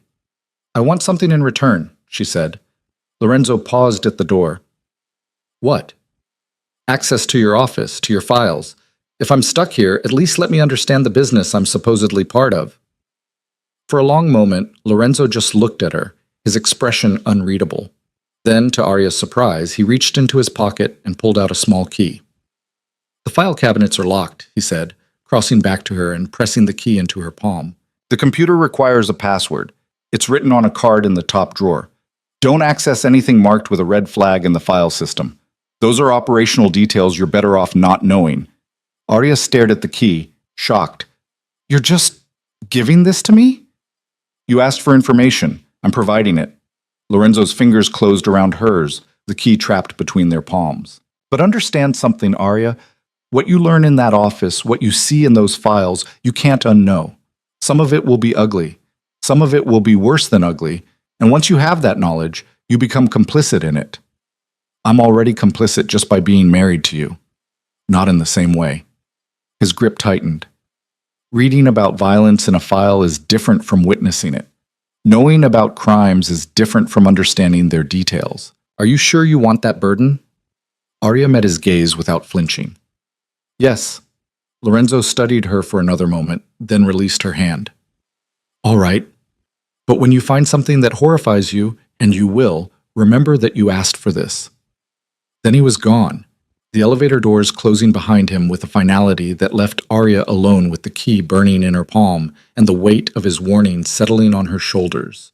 She stood there for a long time, staring at the key. This was what she'd wanted: access, information, understanding. But Lorenzo's words echoed in her mind. Once you have that knowledge, you become complicit in it. Was that true? Did knowing about crimes make her guilty of them? Or was ignorance its own form of complicity, a willful blindness that allowed evil to flourish? Arya didn't have answers. But she had a key, and curiosity burning in her chest like acid. She made herself eat breakfast first, a deliberate delay to prove she wasn't desperate. Then she cleaned the kitchen with meticulous care, every movement controlled and purposeful. Only when she'd exhausted every reasonable excuse did she finally approach Lorenzo's office door. It was still locked. She tried the handle just to be sure, then used the key Lorenzo had given her. The lock clicked, and the door swung open to reveal a space that was somehow both exactly what she'd expected and completely surprising. The office was masculine and austere. Dark wood furniture, leather chairs, floor-to-ceiling bookshelves filled with volumes in multiple languages. But it was also clearly lived in, with papers scattered across the desk, coffee rings on the wood, a jacket thrown over one chair. This was where Lorenzo actually worked, not just a showpiece for visitors. Arya moved to the desk first, her fingers trailing over documents that probably cost lives or fortunes or both. Most were in Italian, which she couldn't read, but some were in English: contracts, shipping manifests, financial statements for businesses she didn't recognize. The computer sat dark and silent. Arya opened the top drawer as Lorenzo had instructed and found the password card tucked beneath a leather-bound notebook. The password was a string of letters and numbers that meant nothing to her, but she typed it carefully and watched the screen come to life. The desktop was organized with the same precision as everything else in Lorenzo's life. Folders labeled by month and year, documents sorted by category, nothing left to chance or chaos. Arya clicked on the most recent month, holding her breath. Inside were spreadsheets tracking shipments, destinations, contents, payments. Some were obviously legitimate: restaurant supplies, construction materials, imported wines. But others had codes instead of descriptions, amounts that seemed too large for legal goods, destinations in countries she associated with instability and conflict. Weapons, she realized with growing certainty. These were weapons shipments. Arya's hands trembled on the mouse as she opened another folder. This one contained photographs, surveillance images of people she didn't recognize, some circled in red, others crossed out entirely. The crossed out ones had dates next to them, and Arya's stomach turned as she understood what those dates meant. Deaths, executions, eliminations. Lorenzo had warned her, had told her explicitly that what she found would horrify her. But seeing it laid out so clinically, so methodically, made it real in a way his warnings hadn't. She was married to a man who ordered deaths the way other people ordered coffee. Arya closed the folder with shaking fingers and sat back in Lorenzo's chair, trying to process what she'd seen. Part of her wanted to stop, to close the computer and pretend she'd never looked. But a larger part, the part that had demanded this access in the first place, needed to understand the full scope of what she'd been pulled into. She opened the file cabinets next, using the key to unlock drawer after drawer of meticulously organized records. Financial statements showing money flowing through shell corporations and offshore accounts. Legal documents for properties she suspected were fronts. Contracts with legitimate businesses that probably had no idea they were dealing with a criminal enterprise. And then, in the bottom drawer of the last cabinet, she found something that made her blood run cold. A file with her father's name on it. Arya's hand shook as she pulled it out and flipped it open. Inside were financial records documenting Marcus Vallen's debts, hundreds of thousands of dollars borrowed over the course of 3 years, each loan carrying interest rates that guaranteed he'd never pay them off. There were surveillance photos of her father at casinos, at racetracks, at private poker games where the stakes climbed into 6 figures. And there, near the back of the file, was a proposal. Asset acquisition in lieu of debt payment, Arya Vallen, daughter. Value assessment, moderate financial, high strategic. Recommendation, marriage contract to secure asset and eliminate debt simultaneously. Arya read it 3 times, each time hoping she'd misunderstood. But the words didn't change. Lorenzo hadn't just accepted her as payment for her father's debts. He'd suggested it, had assessed her value like she was property to be acquired, had calculated exactly how much she was worth as a strategic asset.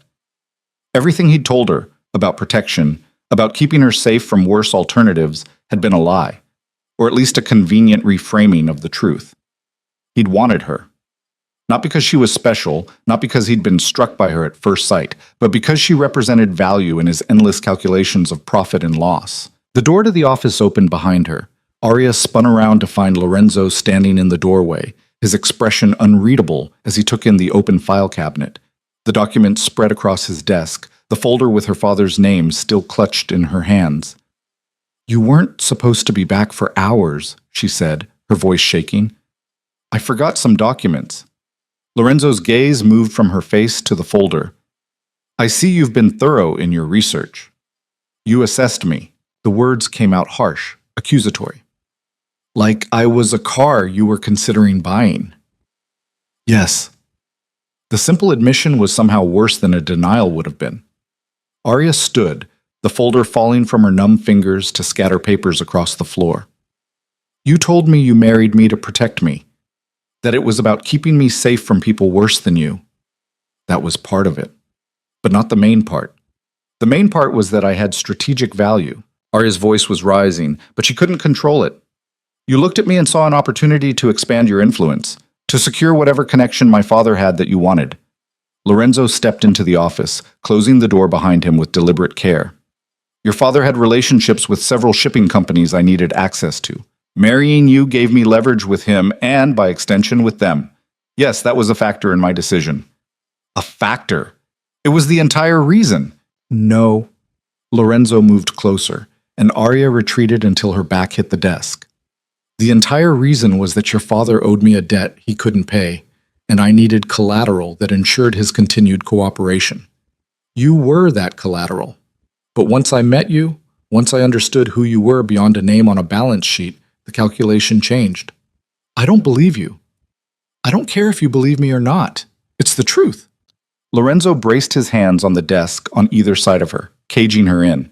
"You want honesty? Fine, yes, I assessed you. Yes, I calculated your value. That's what I do. I evaluate assets and determine how they can serve my interests. But what I found when I actually met you was someone far more valuable than any business connection." "What does that mean?" "It means you're intelligent, adaptable, stronger than you realize. It means that in the weeks since I married you, you've proven yourself capable of navigating a world that destroys most people who enter it." His voice dropped lower, more intense. "It means that if I'd known then what I know now, I would have married you even without the strategic considerations." Arya's breath caught. Lorenzo was close enough that she could see the individual stubble on his jaw, could smell the faint scent of his cologne mixed with something darker, coffee and ink and power. "You're lying," she said, but her voice lacked conviction. "I've never lied to you, Arya.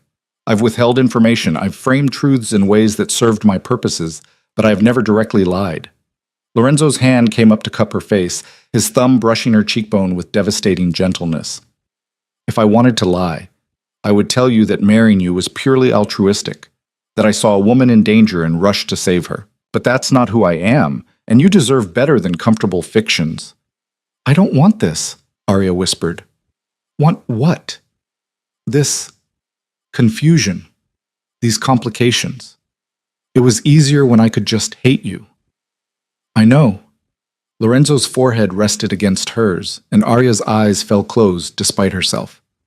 "But easy isn't always honest, and you asked for honesty." They stood like that for a moment that stretched too long, breathing the same air, existing in a space where captor and captive blurred into something neither of them could name. Then Arya's phone, the one Lorenzo had given her, buzzed violently in her pocket. They both jerked apart. Arya fumbled for the phone, her hand still shaking, and saw a number she didn't recognize. Before she could decide whether to answer, Lorenzo took it from her and checked the screen. His expression went from neutral to dangerous in a heartbeat. "What?" Arya asked. "Who is it?" Instead of answering, Lorenzo answered the call and put it on speaker. "This is Vieri." "Lorenzo!" The voice on the other end was male, cheerful, and somehow menacing in its pleasantness. "I was hoping to speak with your lovely wife, actually. Is she available?" Arya's blood turned to ice. She recognized that voice from the gala. Marco Santoro. Lorenzo's jaw clenched. "How did you get this number?" "I have my sources, but that's not important right now. What's important is that Arya and I have a conversation, woman to woman, so to speak." A pause. "Or should I say, asset to asset? Whatever you want to say to my wife, you can say to me." "I don't think so." Marco's voice hardened. "Put her on, Lorenzo, or I start making calls to people who would be very interested in knowing about the discrepancies in your latest shipping manifests." Arya watched Lorenzo's face as he calculated the threat, weighed his options, made his decision. Then, with visible reluctance, he handed her the phone and mouthed one word. "Careful." Arya took the device with trembling hands. "This is Arya." "There she is!" Marco's warmth returned, artificial and cloying. "I wanted to reach out personally and apologize for making you uncomfortable at the gala. That wasn't my intention." "What was your intention?" "Merely to introduce myself. You see, Arya, I think you and I have something in common." "I doubt that."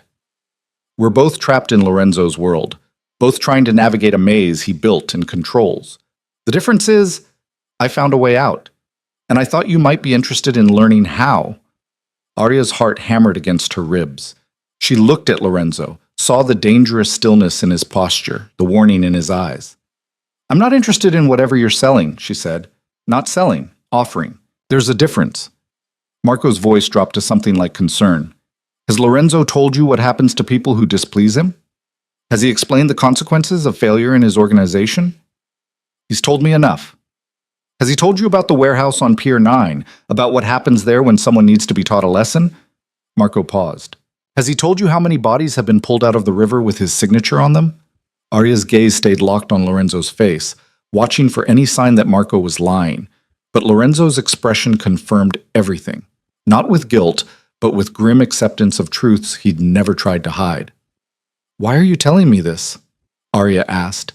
"Because you deserve to know who you're shackled to.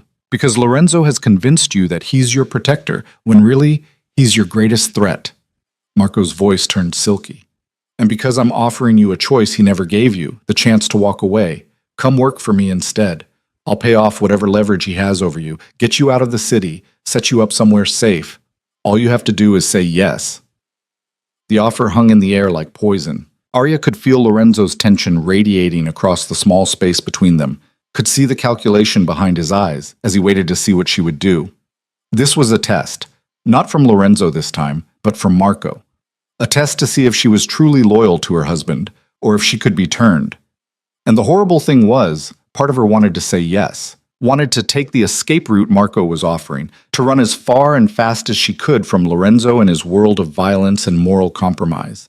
But another part, a part that frightened her with its certainty, knew that Marco's offer was a trap, that working for Lorenzo's enemy would make her a traitor, would paint a target on her back that no amount of distance could erase, and that whatever Lorenzo was, whatever he'd done, at least his threats had been honest.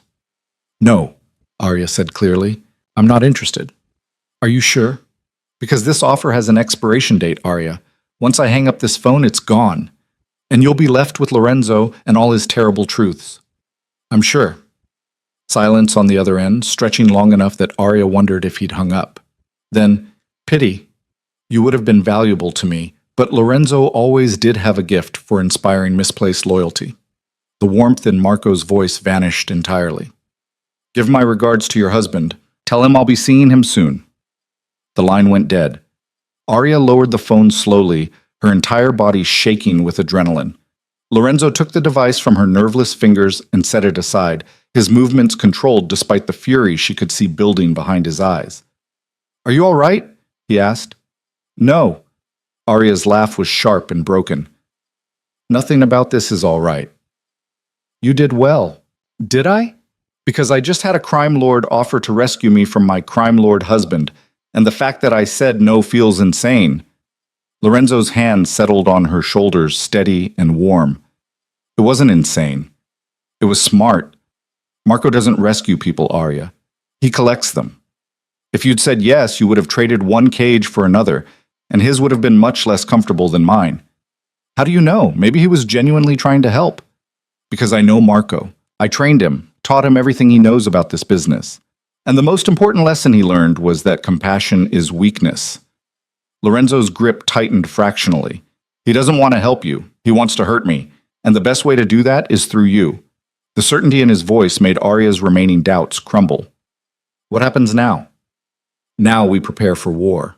Lorenzo released her and moved to his desk, already pulling out his phone. "Marco calling you directly was a declaration. He's not hiding his interest anymore, which means he's confident enough in his position to make a move." "What kind of move?" "That's what I need to find out." Lorenzo's fingers flew across his phone screen, sending rapid messages to people Arya couldn't see. "I'm calling in my security team. From now on, you don't leave this penthouse without a minimum of 4 guards. You don't answer calls from numbers you don't recognize. And you don't, under any circumstances, go anywhere alone. So I'm a prisoner again." Lorenzo looked up, his expression softer than she'd ever seen it. "You're protected. There's a difference. You keep saying that, but from where I'm standing, it feels the same." "I know." He crossed back to her, his hands framing her face with surprising tenderness. "I know this isn't the life you wanted. I know I've taken choices from you that you should have had the right to make, but I need you to trust me on this. Marco Santoro is dangerous in ways you can't imagine, and if he's decided you're a weakness he can exploit, then keeping you safe becomes my only priority." Arya wanted to argue, to fight against the suffocating protectiveness in his voice, but the memory of Marco's cold calculation, the way he'd assessed her value with the same detachment Lorenzo might use for a business asset, made her hesitate. "For how long?" she asked instead. "Until Marco makes his move and I can counter it. Could be days, could be weeks." "I can't live like this for weeks, Lorenzo. I'll lose my mind." "Then help me end it faster." Lorenzo's thumbs stroked along her cheekbones, the gesture almost hypnotic. "You're smart, observant. You see things other people miss. Use that. Help me understand what Marco's planning so we can stop it before it starts." It was a strange kind of partnership he was offering, prisoner and warden working together against a common enemy, but it was also more agency than Arya had been given since this nightmare began. "What do you need me to do?" she asked. Lorenzo smiled then, and it transformed his face into something almost beautiful. "Exactly what you've been doing. Learn, observe, ask questions, and when the time comes—" He paused, something dark flickering in his eyes. "When the time comes, I need you to be ready to make hard choices." "What kind of choices?" "The kind that will change who you are." Lorenzo's hands dropped from her face. Marco was right about one thing. This world has consequences, and the deeper you go, the harder it becomes to leave with your soul intact. Arya heard the warning beneath his words, the unspoken truth that she was standing at a precipice. On one side was the illusion of innocence, the belief that she could remain untouched by Lorenzo's darkness. On the other was complicity, participation, the transformation from victim to something else entirely. "I'm already changed," she said quietly. "The moment you forced me into this marriage, I stopped being who I was before." Changed, yes, but not yet transformed. Lorenzo's gaze held hers with uncomfortable intensity. "That comes later. When you're faced with the choice between your principles and your survival, and you choose survival, how do you know I will? Because everyone does, eventually. That's what this world teaches you, that survival trumps morality every single time." Arya wanted to deny it, to insist she would never compromise her values no matter the cost. But the truth was, she'd already started making those calculations. When she'd rejected Marco's offer, it hadn't been because staying with Lorenzo was morally right. It had been because running to Marco felt more dangerous. She was learning to think like Lorenzo, to weigh options in terms of survival rather than ethics, and that realization terrified her more than anything else. "I need time to process this," she said, stepping back from him. "All of it. The files, Marco's call, what you're asking me to become." Lorenzo nodded. "Take whatever time you need. But Arya..." He waited until she looked at him. "Don't take too long. Marco won't wait for you to be ready. He'll move when it serves him, and when he does, I need to know you're with me." "With you," Arya repeated. "Not controlled by you, not owned by you. With you." Yes. It was the closest thing to an equal partnership Lorenzo had ever offered. And despite everything, despite the coercion and the lies and the violence, Arya found herself wanting to believe it was possible. She left him in his office and returned to her room, closing the door and leaning against it like it could protect her from the chaos swirling around her. Through the walls, she could hear Lorenzo making calls, his voice sharp with command as he mobilized whatever forces he controlled. Arya moved to the window and looked out at the city spread below like a glittering trap. Somewhere out there, Marco Santoro was planning his next move. And somewhere in this penthouse, Lorenzo Vieri was planning his countermove. And she, Arya Valen, who'd once dreamed of a normal life with normal problems, was caught between them, being pulled deeper into a world she'd never asked to enter. Her phone buzzed. A message from an unknown number. "The offer stands. When you change your mind, you know how to reach me." Arya deleted it immediately, but the words lingered in her mind like a virus. "When you change your mind, not if, when." As if Marco knew something she didn't. As if he could see a future where Lorenzo's protection failed, and she was left with no choice but to run to the enemy who'd offered her escape. The thought made her skin crawl. But it also made her wonder, what if Marco was right? What if there came a moment when Lorenzo's darkness became too much, when the cost of staying became greater than the risk of running? Arya didn't have an answer, and that uncertainty, that crack in her resolve, felt like the most dangerous thing of all. Because in Lorenzo's world, uncertainty was weakness, and weakness got you killed. She just had to figure out how to be strong enough to survive what was coming, before it was too late. The attack came 3 days later, in the middle of the afternoon, when Arya had finally convinced herself that Marco's threats were just posturing. She was in the kitchen making tea when the power went out. The penthouse plunged into dimness, not complete darkness because of the windows, but enough to make her heart jump into her throat. Through the sudden silence, she heard Lorenzo's voice from his office, sharp and commanding. "Arya, get away from the windows!" She didn't question it, didn't hesitate. Training she didn't know she'd absorbed kicked in, and she dropped the teacup, heard it shatter on the marble floor, and ran toward the interior hallway. Behind her, the massive windows that overlooked the city exploded inward in a cascade of glittering shards.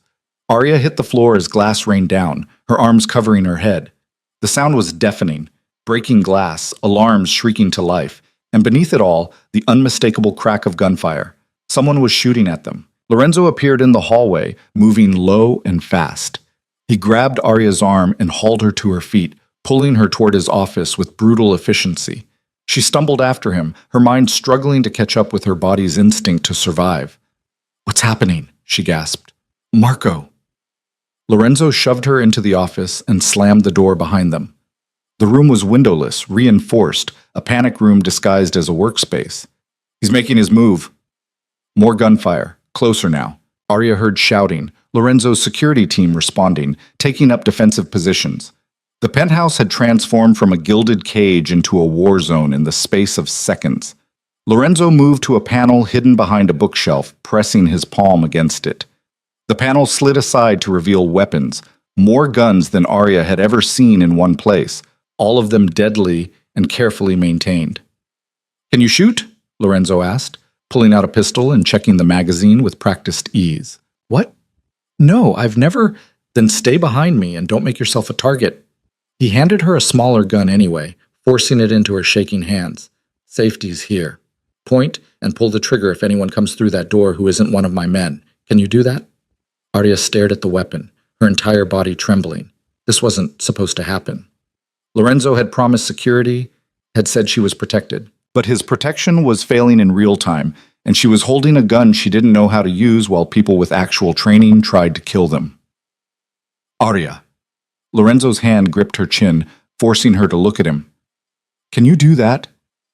"I don't know." "Yes, you do. You're stronger than you think."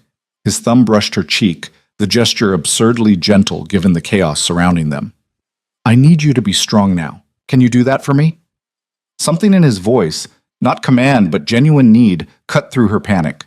Arya nodded, her fingers tightening around the gun's grip. "Good girl." Lorenzo pressed a quick, hard kiss to her forehead, then moved to the door. "Stay here. Don't open this door for anyone but me." "Wait, where are you going?" "To end this." He checked his own weapon one last time. "I should have dealt with Marco weeks ago. That mistake ends today." Then he was gone, slipping out the door with the fluid grace of someone who'd done this before, many times before. Arya heard his voice joining the others, shouting commands, coordinating defense. The gunfire intensified, and she flinched with every shot, her imagination supplying horrible images of bullets finding flesh, of Lorenzo falling, of being left alone to face whatever came next. She crouched behind the desk, the gun heavy in her hands, and tried to remember how to breathe. Time stopped meaning anything. Seconds stretched into hours while minutes compressed into heartbeats. Arya tracked the battle through sound alone. The staccato rhythm of gunfire, the crash of furniture being overturned for cover, men shouting in Italian and English, words she couldn't decipher through her terror. Then, cutting through it all, a scream. High-pitched and agonized, it ended abruptly in a way that suggested finality. Someone had died. Maybe one of Lorenzo's men. Maybe one of Marco's. Maybe... No. Arya refused to let herself think it might be Lorenzo. He was too controlled, too prepared, too ruthless to fall in his own home. But people died every day doing things they were good at. Being skilled didn't make you invincible. The office door burst open. Arya's finger found the trigger, her hands raising the gun with instinct rather than training. But it was Lorenzo who stood in the doorway, blood spattering his white shirt, his expression carved from stone. "We need to move," he said. "Now." Arya scrambled to her feet. "What happened? Are you hurt?" "Not my blood. Come on." Lorenzo grabbed her free hand and pulled her into the hallway. The penthouse looked like a bomb had gone off. Furniture destroyed, walls pocked with bullet holes, glass everywhere. 3 bodies lay motionless on the floor, their faces turned away. Arya tried not to look, tried not to think about the fact that these had been people minutes ago. Lorenzo's security team was regrouping, weapons trained on the shattered windows in the elevator. One of them, a man Arya recognized as part of her usual detail, had blood seeping through his jacket. He met Lorenzo's eyes and nodded once, some communication passing between them that Arya didn't understand. "Stairwell," Lorenzo commanded. "Marcus, take point. Davidson, rear guard. Everyone else, standard formation." They moved as a unit, Lorenzo keeping Arya at the center of a protective circle. The stairwell door was reinforced steel, and they descended quickly but carefully, weapons sweeping corners, every footfall deliberate and quiet. Arya's mind raced. They were running. Lorenzo Vieri, the man who controlled half the city's criminal operations, was running from an attack on his own territory, which meant Marco's forces were either overwhelming or Lorenzo was trying to avoid a bloodbath. Or both. They emerged into the building's underground garage, and Arya saw more of Lorenzo's men already positioned around a heavily armored SUV. Marco, Lorenzo's driver, not his enemy, had the engine running and the rear door open. "Get in," Lorenzo ordered, practically shoving Arya into the back seat. He slid in beside her as his security team piled into two other vehicles. The convoy pulled out before the doors were fully closed, tires screeching on concrete. "Where are we going?" Arya asked. "Safe house. One Marco doesn't know about." Lorenzo was on his phone, speaking rapid-fire Italian to someone on the other end. His free hand found hers, squeezing tight enough to hurt. "Are you all right?" "I don't know. Am I?" Arya looked down at herself, half expecting to find injuries she hadn't noticed in the adrenaline rush. But her skin was intact, the only blood on her from where she'd grabbed Lorenzo's hand. What just happened back there? An escalation. Lorenzo's jaw was tight, fury radiating from him in waves. Marco sent a kill team to my home, to our home. That crosses every line in our world. But you expected it. I expected him to move against me, not this directly, not this brazenly. He typed something on his phone, sent it, then finally looked at her. He's making a statement, showing everyone in the organization that I can't even protect my own territory, my own wife. The raw anger in his voice made Arya flinch. Your men fought them off. That's not failure.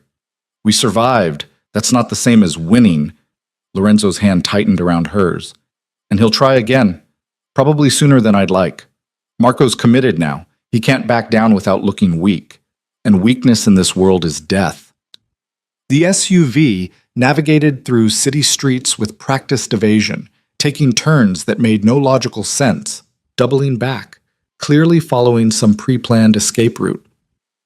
Arya watched through tinted windows as her city became unfamiliar territory, neighborhoods she didn't recognize bleeding into industrial districts.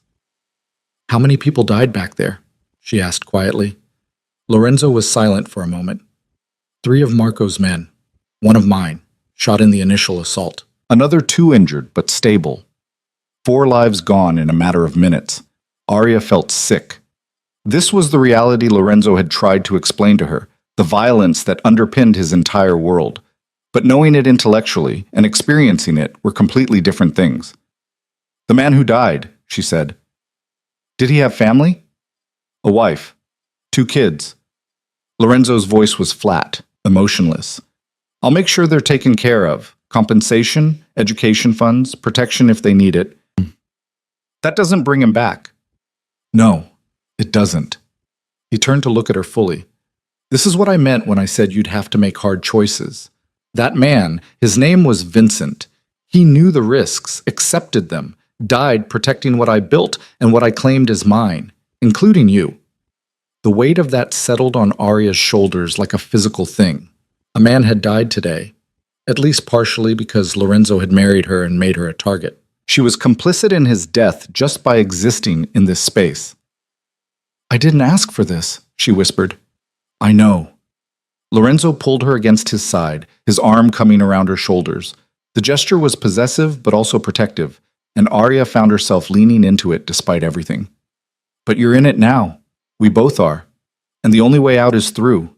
The safe house turned out to be an unremarkable townhouse in a middle-class neighborhood, the kind of place no one would think to look for Lorenzo Vieri. The security team swept it methodically before allowing them inside, and even then 2 men stayed outside as sentries. The interior was furnished but impersonal, clearly maintained for exactly this kind of emergency. Lorenzo immediately moved to the windows, checking sight lines and escape routes with the practiced eye of someone who'd survived attempts on his life before. Arya stood in the middle of the living room, still holding the gun he'd given her, and felt reality crash down around her ears. I need to sit down, she said distantly. Lorenzo was beside her in an instant, taking the weapon from her nerveless fingers and guiding her to the couch. Put your head between your knees. Breathe slowly. Arya obeyed, the room spinning dangerously. She heard Lorenzo moving around, heard water running, then felt a cold glass pressed into her hand. Drink, he commanded. She drank, the water shocking her system back to some semblance of normal. When she finally looked up, Lorenzo was crouched in front of her, his blood-spattered shirt discarded, now wearing just a white undershirt that highlighted the muscled tension in his shoulders. Better? He asked. No, but functional. Arya set the glass aside with trembling hands. How do you live like this? How do you function knowing that any moment someone might try to kill you? Practice. And by making sure I'm always the most dangerous person in any room I enter. Lorenzo's hand settled on her knee, warm and steady. But I won't lie to you, Arya. This isn't over. Marco failed today, which means he'll try harder next time. He has to. His reputation demands it. So what do? We hit him first, harder than he hit us. Show everyone who's watching that attacking me has consequences that aren't worth the risk. Lorenzo's expression was grim. I should have done this weeks ago, but I was trying to avoid an all-out war. Now the war's here whether I want it or not. Arya processed this, her mind still struggling to reconcile the man in front of her with the violence he was casually planning. When you say hit him first, you mean, I'm going to destroy everything Marco's built. His businesses, his connections, his reputation. And when he's got nothing left but his life, I'm going to take that too. There was no emotion in Lorenzo's voice, just cold certainty. He threatened you. That's unforgivable. Lorenzo! No! He stood abruptly, pacing the small living room like a caged predator. You don't understand what he did today. The rules in our world, unwritten but absolute, dictate that families are off limits. Wives, children, they're not targets. Marco broke that rule when he sent shooters to our home knowing you were there. But I wasn't hurt. That's not the point. Lorenzo spun to face her, and for the first time since she'd met him, his control cracked completely. The point is he tried. He put you in danger, put a target on your back, made you pick up a weapon and prepare to defend yourself because I couldn't guarantee your safety. The raw emotion in his voice stopped Arya's breath. This wasn't about honor or rules or reputation. This was personal. Lorenzo was genuinely furious that she'd been threatened, that she'd been afraid, that his protection had failed even temporarily. I'm okay, she said quietly. I survived. This time. Lorenzo ran a hand through his hair, the gesture uncharacteristically agitated. What about next time? What about when I'm not there? When my men aren't enough? When Marco finds a weakness I haven't anticipated? Then I'll deal with it. How? You don't know how to fight in this world, Arya. You're smart and brave and stronger than you realize, but that's not enough against people who've spent their entire lives learning how to kill. Arya stood, crossing to where Lorenzo stood, radiating tension. Then teach me. He blinked, pulled from his spiral of rage and worry. What? Teach me. You said I don't know how to fight in your world. Fine. Show me how. Teach me to shoot properly, to defend myself, to see threats before they materialize. She grabbed his shirt, forcing him to look at her. I'm tired of being the liability, Lorenzo. I'm tired of being the thing you have to protect because I'm too weak to protect myself. If I'm going to survive in your world, I need to learn its language. Lorenzo stared at her, something shifting behind his eyes. Then, without warning, he kissed her. It wasn't like the performative kiss at the wedding or the public displays at the gala. This was raw and desperate, his hands fisting in her hair, his mouth claiming hers with an intensity that stole her breath. Arya's hands gripped his shoulders, and for a moment she forgot about the attack, about Marco, about everything except the heat of Lorenzo's body against hers and the way her entire nervous system lit up like fire. When he finally pulled back, they were both breathing hard. That, Lorenzo said roughly, was extremely inappropriate given the circumstances. Probably, Arya agreed, her lips tingling. We just survived an assassination attempt. You're in shock. I'm running on adrenaline and rage. This is terrible timing. The worst. And I'm going to kiss you again. This time Arya met him halfway, her arms wrapping around his neck as he lifted her against him. The kiss deepened, became something fierce and claiming, a release of all the tension that had been building between them since the moment they'd met. Arya felt herself responding in ways she'd never expected, her body making decisions her mind hadn't authorized. When they finally broke apart, Lorenzo rested his forehead against hers, his breathing ragged. This complicates things, he said. Everything's already complicated. Fair point. His hand settled on her waist, holding her steady. Arya, I need to know, was that shock talking or... I don't know, she interrupted honestly. I don't know what I feel anymore. Fear, anger, attraction. It's all tangled together until I can't tell what's real and what's just survival instinct. Lorenzo's expression softened. That's honest, at least. You said you'd never lied to me. I'm trying to extend the same courtesy. Arya stepped back, putting distance between them before she could make any more decisions she wasn't ready for. But right now we have bigger problems than whatever this is between us. Agreed. Lorenzo's control was sliding back into place, the mask of the calculated crime lord replacing the man who'd kissed her like she was oxygen and he was drowning. Marco will expect me to regroup to fortify my position, which means the last thing he'll anticipate is an immediate counterattack. You're going after him tonight.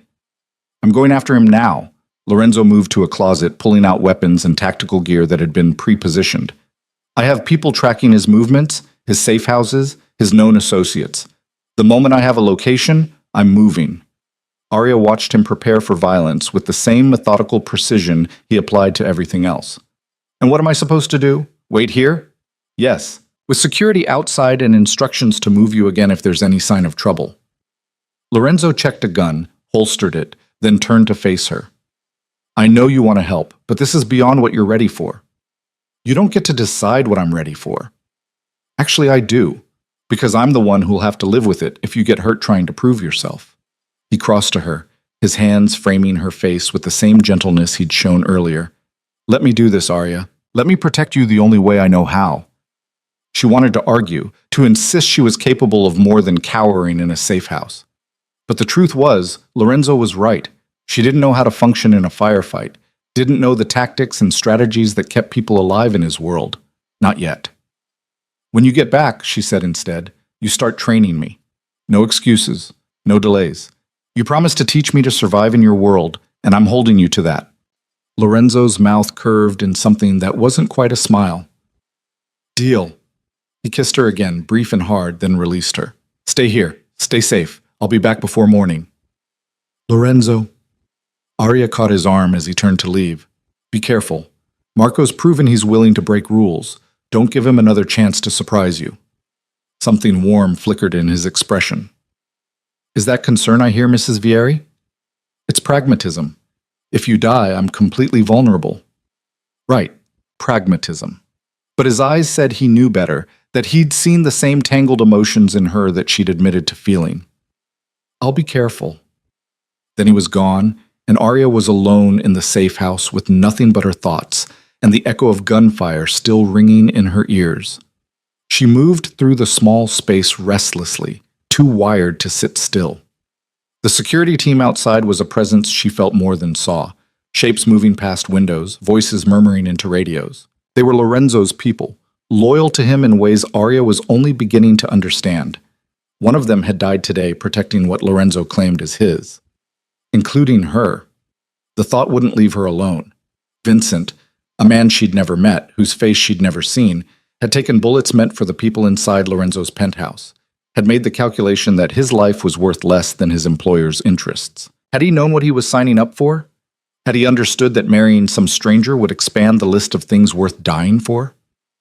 Arya found herself in the bathroom, staring at her reflection. Her makeup was smudged, her hair disheveled, her eyes wide with residual shock. But beneath that, she saw something else emerging, a hardness that hadn't been there a week ago, a calculation in her gaze that looked disturbingly like Lorenzo's. She was changing, becoming something other than the woman who'd stood at that altar in a dress that felt like a shroud. The question was whether she was becoming stronger or just more damaged. Her phone buzzed. Arya pulled it out, her heart jumping at the thought that it might be Lorenzo with news. But the number was unknown, and the message made her blood run cold. Enjoying the safe house? Lorenzo's predictable. I knew he'd bring you here, but don't worry, I'm not coming for you tonight. I want you to watch him fail first. Then we'll talk about that offer again. Arya stared at the message, her hands shaking. Marco knew where they were, had known, apparently, exactly what Lorenzo would do in response to the attack, which meant Lorenzo wasn't surprising him with a counterattack. He was walking into whatever trap Marco had prepared. She tried calling Lorenzo. It went straight to voicemail. She tried the security team leader. Same result. They were already engaged, already moving, and she had no way to warn them that Marco had anticipated their every move. Arya made a decision that terrified and exhilarated her in equal measure. She grabbed her jacket and the gun Lorenzo had left on the counter. The security team was outside, but they were watching for external threats, not expecting her to do something monumentally stupid. She slipped out the back door while they were doing a perimeter sweep, moving quickly through the narrow alley behind the townhouse. Her heart hammered against her ribs, but she didn't stop. Couldn't stop. Lorenzo had walked into a trap because he was trying to protect her, and she refused to sit safely in a house while he died for her. The city streets were dark and unfamiliar, but Arya had grown up here. She knew how to navigate, how to blend in, how to disappear when necessary. And right now, disappearing was the only thing keeping Marco's people from noticing her. She didn't have a plan beyond finding Lorenzo and warning him. Didn't know where he'd gone or how she'd get there. But standing still while he walked into an ambush wasn't an option her conscience could accept. Arya flagged down a cab 3 blocks away, her mind racing. Lorenzo's world operated in patterns, territories and safe houses and meeting places that stayed consistent because changing them meant vulnerability. If Marco knew about this safe house, he probably knew about Lorenzo's other locations too, which meant Lorenzo would go somewhere unexpected. Somewhere Marco wouldn't anticipate, and Arya knew exactly where that would be. The warehouse on Pier 9, the place Marco had mentioned on the phone, where Lorenzo conducted his darkest business. Marco had used it as a threat, as evidence of Lorenzo's brutality. But he'd revealed its existence in the process, which meant Lorenzo would never use it for actual operations now that his enemy knew about it. Unless that was exactly the point. Unless Lorenzo was using Marco's knowledge against him, choosing the one place Marco would dismiss as too obvious. Arya gave the cab driver an address near the waterfront and watched the city blur past, praying she was right. Praying she wasn't too late. Praying that her newly forming instincts for this world weren't leading her into the exact kind of danger Lorenzo had tried to protect her from. The warehouse district was deserted at this hour, nothing but shipping containers and industrial buildings locked up for the night. Arya paid the driver and walked the last 3 blocks on foot, her senses straining for any sign of Lorenzo's team. She found them positioned around a massive warehouse near the end of the pier, their vehicles hidden in shadows, weapons drawn and ready. Arya's heart leapt. She'd been right. Lorenzo was here, but so was someone else. Movement on the warehouse roof caught her eye. Snipers, at least 3 of them, positioned with clear sightlines to the entrances. Marco's people, waiting for Lorenzo to walk into their trap. Arya's breath caught. She was watching an ambush unfold in real time, and Lorenzo had no idea it was waiting for him. His team was focused on the warehouse itself, on threats at ground level. They weren't watching the roofs. She had to warn them. Had to. A hand clamped over her mouth from behind, cutting off her scream. Arya struggled instinctively, her training non-existent but her survival instinct fierce. An arm locked around her waist, lifting her off her feet, dragging her backward into the shadows between shipping containers. "Easy now," a familiar voice said in her ear. "You don't want to make a scene and get Lorenzo killed, do you?" Marco Santoro. Arya's blood turned to ice. "That's better," Marco said as she stopped fighting. "I'm going to move my hand, and you're going to stay very quiet. Understood?" Arya nodded. The hand over her mouth released, but the arm around her waist remained, keeping her pinned against Marco's chest. "There we go," he said pleasantly. "Now we can talk like civilized people." "Lorenzo's going to kill you for this," Arya said, her voice shaking. "Lorenzo's going to be too busy dying to worry about me." Marco turned her to face the warehouse, forcing her to watch. "See those snipers? The moment he enters that building, they take him out. Quick, clean, no chance for his people to respond. By this time tomorrow, I'll control everything he built." "You won't get away with this." "I already have." Marco's breath was warm against her ear, making her skin crawl. "And you, my dear, are going to help me consolidate power." Lorenzo's widow choosing to align with his successor, it sends a powerful message to anyone thinking about resistance. "I'd rather die." "No, you wouldn't. You're a survivor, Arya. I saw it at the gala, saw it when you rejected my offer, even though part of you wanted to accept. You'll do whatever it takes to stay alive, including working with me." He was wrong, had to be wrong. But Arya's mind was already calculating, already understanding that she was standing at the exact precipice Lorenzo had warned her about. The moment when principles collided with survival and only one could win. Below them, Lorenzo emerged from his vehicle, moving toward the warehouse with his team in formation around him. He had no idea about the snipers, no idea that Marco was watching, no idea that Arya was being held in the shadows, forced to witness his execution. She had seconds to make a choice that would define everything that came after. Arya drove her elbow back as hard as she could, connecting with Marco's ribs. His grip loosened just enough for her to twist free, and she ran, not away from the danger, but toward it. "Lorenzo!" Her scream shattered the night's silence. "Snipers on the roof! It's a trap!"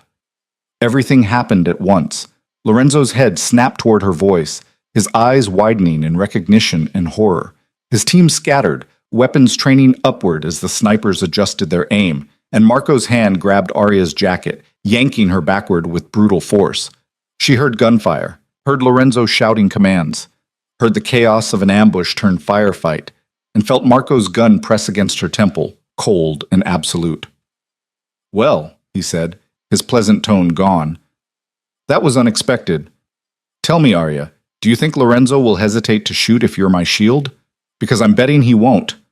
I'm betting you'll learn tonight exactly how little you actually mean to him." Arya's entire body trembled, but she forced herself to meet Marco's eyes. "You're wrong, and you just made the worst mistake of your life." "We'll see about that." Marco raised his voice, shouting across the pier.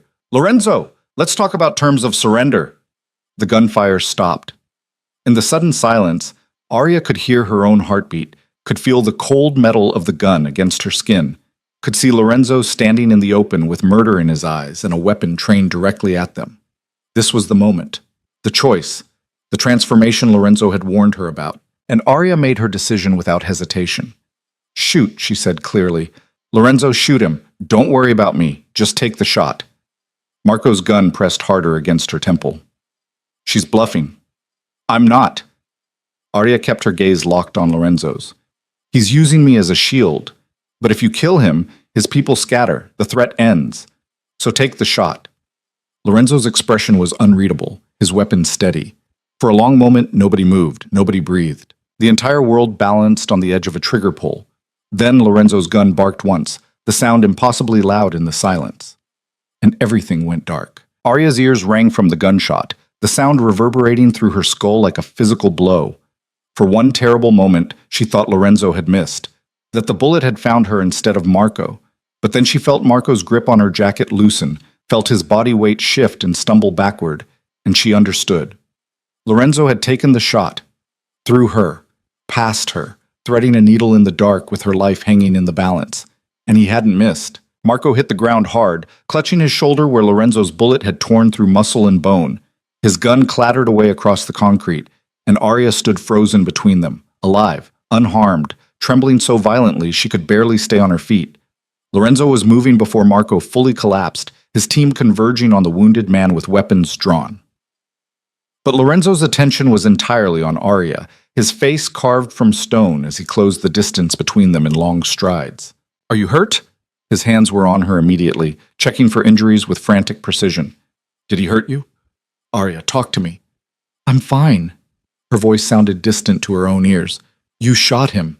You told me to." Lorenzo's hands framed her face, forcing her to look at him. "You told me to take the shot, so I did. But if I'd been wrong, if that bullet had been half an inch to the left..." He didn't finish the sentence. Didn't need to. Arya saw the truth written in his expression. The terror he'd felt pulling that trigger, the calculation he'd made in a split second, the choice between her safety and ending the threat. And he'd chosen to trust her judgment, to believe she knew what she was asking for. "I knew you wouldn't miss," Arya said, her hands covering his where they rested against her cheeks. "I knew you'd make the shot. Your faith in me is terrifying." Lorenzo pulled her against his chest, his arms wrapping around her with crushing force.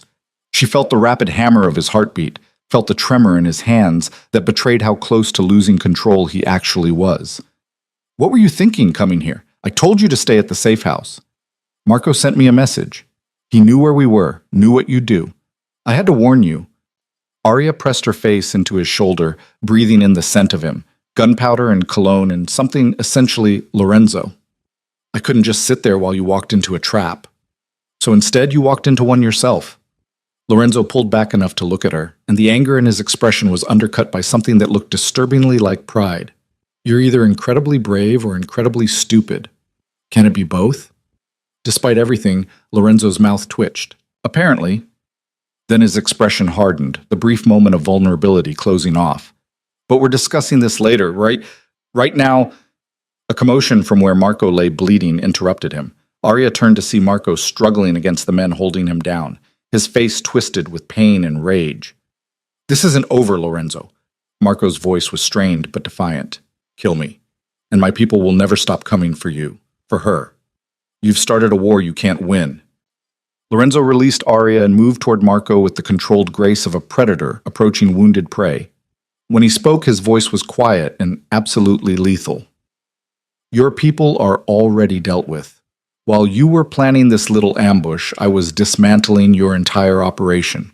Your warehouses, raided. Your accounts, frozen. Your lieutenants, currently being offered very generous terms to switch their loyalty." Lorenzo crouched beside Marco, meeting his eyes with cold satisfaction. "You never had a chance, Marco. This was over before it started." Marco's expression shifted from defiance to dawning comprehension. "The warehouse, this was a trap." "Yes." Lorenzo's smile was sharp enough to cut. "Did you really think I wouldn't know about the snipers? That I wouldn't anticipate your every move the same way you anticipated mine?" He stood, looking down at his former associate with something like disappointment. "I trained you better than this. You got arrogant, sloppy, and now you're finished. You're going to kill me." It wasn't a question. Eventually. Lorenzo's tone was conversational, but the menace underneath was palpable. "But first, you're going to give me the names of everyone who supported you in this. Every person who thought challenging me was a good idea. Every connection you used, every resource you tapped. And then," he paused, his gaze flicking to Arya, "then I'm going to let my wife decide what happens to you." Arya's breath caught. Every eye turned to her, Lorenzo's team, the captured snipers being marched down from the roof, and Marco himself, disbelief written across his features. "You're joking," Marco said. "I never joke about business." Lorenzo moved back to Arya, his hand settling on her lower back. "You threatened her. Used her as leverage. Put a gun to her head. She gets to decide your fate." The power of it was dizzying. Arya understood what Lorenzo was offering, not just revenge, but agency. The choice to show mercy or demand justice, to prove herself capable of the hard decisions this world required. Marco had been right about one thing. She was a survivor. But he'd been wrong about what that meant. "I want him alive," Arya said clearly. "Not out of mercy, but because killing him makes him a martyr. His people can rally around that, use it to justify continued attacks." She met Marco's eyes, saw the surprise there. But keeping him alive, broken and powerless, proof that challenging Lorenzo ends in complete destruction, that sends a message that lasts. Silence followed her words. Then Lorenzo's hand tightened on her back, and she knew she'd passed some test she hadn't fully understood she was taking. "You heard her," Lorenzo said to his team. "Get him medical attention, then lock him down. Maximum security. No visitors, no communications. He lives the rest of his life knowing he failed." Marco's face went pale. Death would have been easier, cleaner. What Arya had sentenced him to was worse, a living example of what happened to Lorenzo's enemies. "You've become one of them," Marco said, his voice hollow. "Congratulations, Arya. You're a monster now, just like him." The words should have hurt, should have made her question herself. But Arya looked at the man who'd held a gun to her head, who tried to use her as a pawn in his game for power, and felt nothing but cold certainty. "No," she said. "I've become something worse. I'm a monster who chose this path instead of having it forced on me. That makes me far more dangerous than you ever anticipated." Lorenzo's team moved Marco away, his protests fading into the night. The snipers followed, disarmed and defeated, and gradually, the pier emptied until it was just Arya and Lorenzo standing in the aftermath of a war that had lasted less than a week but had changed everything. "That was quite a speech," Lorenzo said quietly. "I meant every word." Arya turned to face him fully. "He was right, you know. I have become something different, someone I wouldn't have recognized a week ago. Is that a problem?" "I don't know yet." She looked down at her hands, half expecting to see blood, even though she hadn't pulled a trigger. "I told you to shoot through me, sentenced a man to a fate worse than death, and I don't feel guilty about either choice. That should terrify me." "But it doesn't." "No, it doesn't." Arya met his gaze. "What does that make me?" Lorenzo stepped closer, his hand settling on her waist with the same possessive certainty he'd shown since the moment they'd met. It makes you someone who understands the reality of survival. Someone who can make hard choices without falling apart afterward. Someone, he paused, something shifting in his expression. Someone I can actually trust to stand beside me instead of behind me. The admission hung between them, heavy with implications. Lorenzo had spent their entire marriage trying to protect her, to keep her separate from his world's darkness. But tonight, Arya had proven she could navigate that darkness herself, could make the brutal calculations required to survive it. "I'm not sure that's a compliment," Arya said. "It's the highest one I can give." Lorenzo's thumb traced patterns on her hip through her jacket. "You could have stayed hidden, could have let Marco take me out and then accepted whatever he offered. But you didn't. You ran toward the danger, warned me about the trap, and then made the choice that kept both of us alive. I couldn't let you die for me, not when I had the power to stop it. Even though it meant becoming complicit in violence, even though it meant crossing a line you can never uncross." Arya thought about that, about the woman she'd been a week ago, standing at an altar in a dress that felt like a shroud. That woman wouldn't have survived tonight, wouldn't have made the choices necessary to turn Marco's trap against him. But that woman was gone, dead and buried under the weight of hard lessons and harder truths. "I crossed that line the moment I married you," she said finally. "Everything after was just accepting the reality of where I already stood." Lorenzo's expression softened into something that might have been respect, or might have been something deeper. "You're extraordinary, you know that?" "I'm adapting, that's all." "No." His hands tightened on her waist. "Adapting is surviving. What you did tonight, that was conquering. There's a difference." Before Arya could respond, his phone buzzed. Lorenzo checked it, his expression shifting to satisfaction. Marco's operations are completely dismantled. His people are either in custody or have already switched sides. His financial backing has evaporated. He looked up at Arya. "It's over. The threat's eliminated." "Just like that?" "Just like that." Well, Lorenzo pocketed his phone. "I told you. I was dismantling his organization while he was focused on this ambush. He thought he was hunting me, but I was the one setting the trap. His attack on the penthouse, the chase to the safe house, even him knowing our location, all of it was designed to make him feel in control while I systematically destroyed everything he'd built."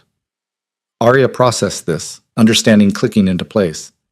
"You used me as bait." "I used us both as bait." Lorenzo's gaze didn't waver. "And I knew it was dangerous, knew there was a chance something would go wrong. But I also knew that Marco's arrogance would make him focus on the visible threat, me protecting you, while missing the larger strategy. You could have told me. Would you have played your part as convincingly if you'd known it was theater? Probably not. Arya's fear had been real, her desperation genuine, and that authenticity had sold the performance, had made Marco believe he was winning right up until the moment Lorenzo's trap closed around him. "I hate that you're right," she said. "I hate that I had to use you that way." Lorenzo pulled her closer until they were pressed together in the shadows of the warehouse district. "But I'd do it again if it meant keeping you safe in the long run. That's who I am, Arya. That's who I'll always be." She should have been angry, should have felt manipulated and betrayed. But standing there in the aftermath of violence, with the smell of gunpowder still in the air and the memory of Lorenzo's bullet whistling past her head, Arya found she understood. This was Lorenzo's world, and if she was going to survive in it, not just survive, but thrive, she needed to accept that deception and strategy were as much tools of survival as weapons and violence. "Take me home," she said. Lorenzo's expression flickered with surprise. "Home?" "The penthouse. I assume it's been repaired by now, knowing your efficiency." Arya reached up, her fingers tracing the line of his jaw. "Take me home, Lorenzo. I'm tired of running and hiding. I want to sleep in my own bed in the home I apparently share with you now." Something fierce and possessive flared in Lorenzo's eyes. "Our home," he corrected. "Not mine.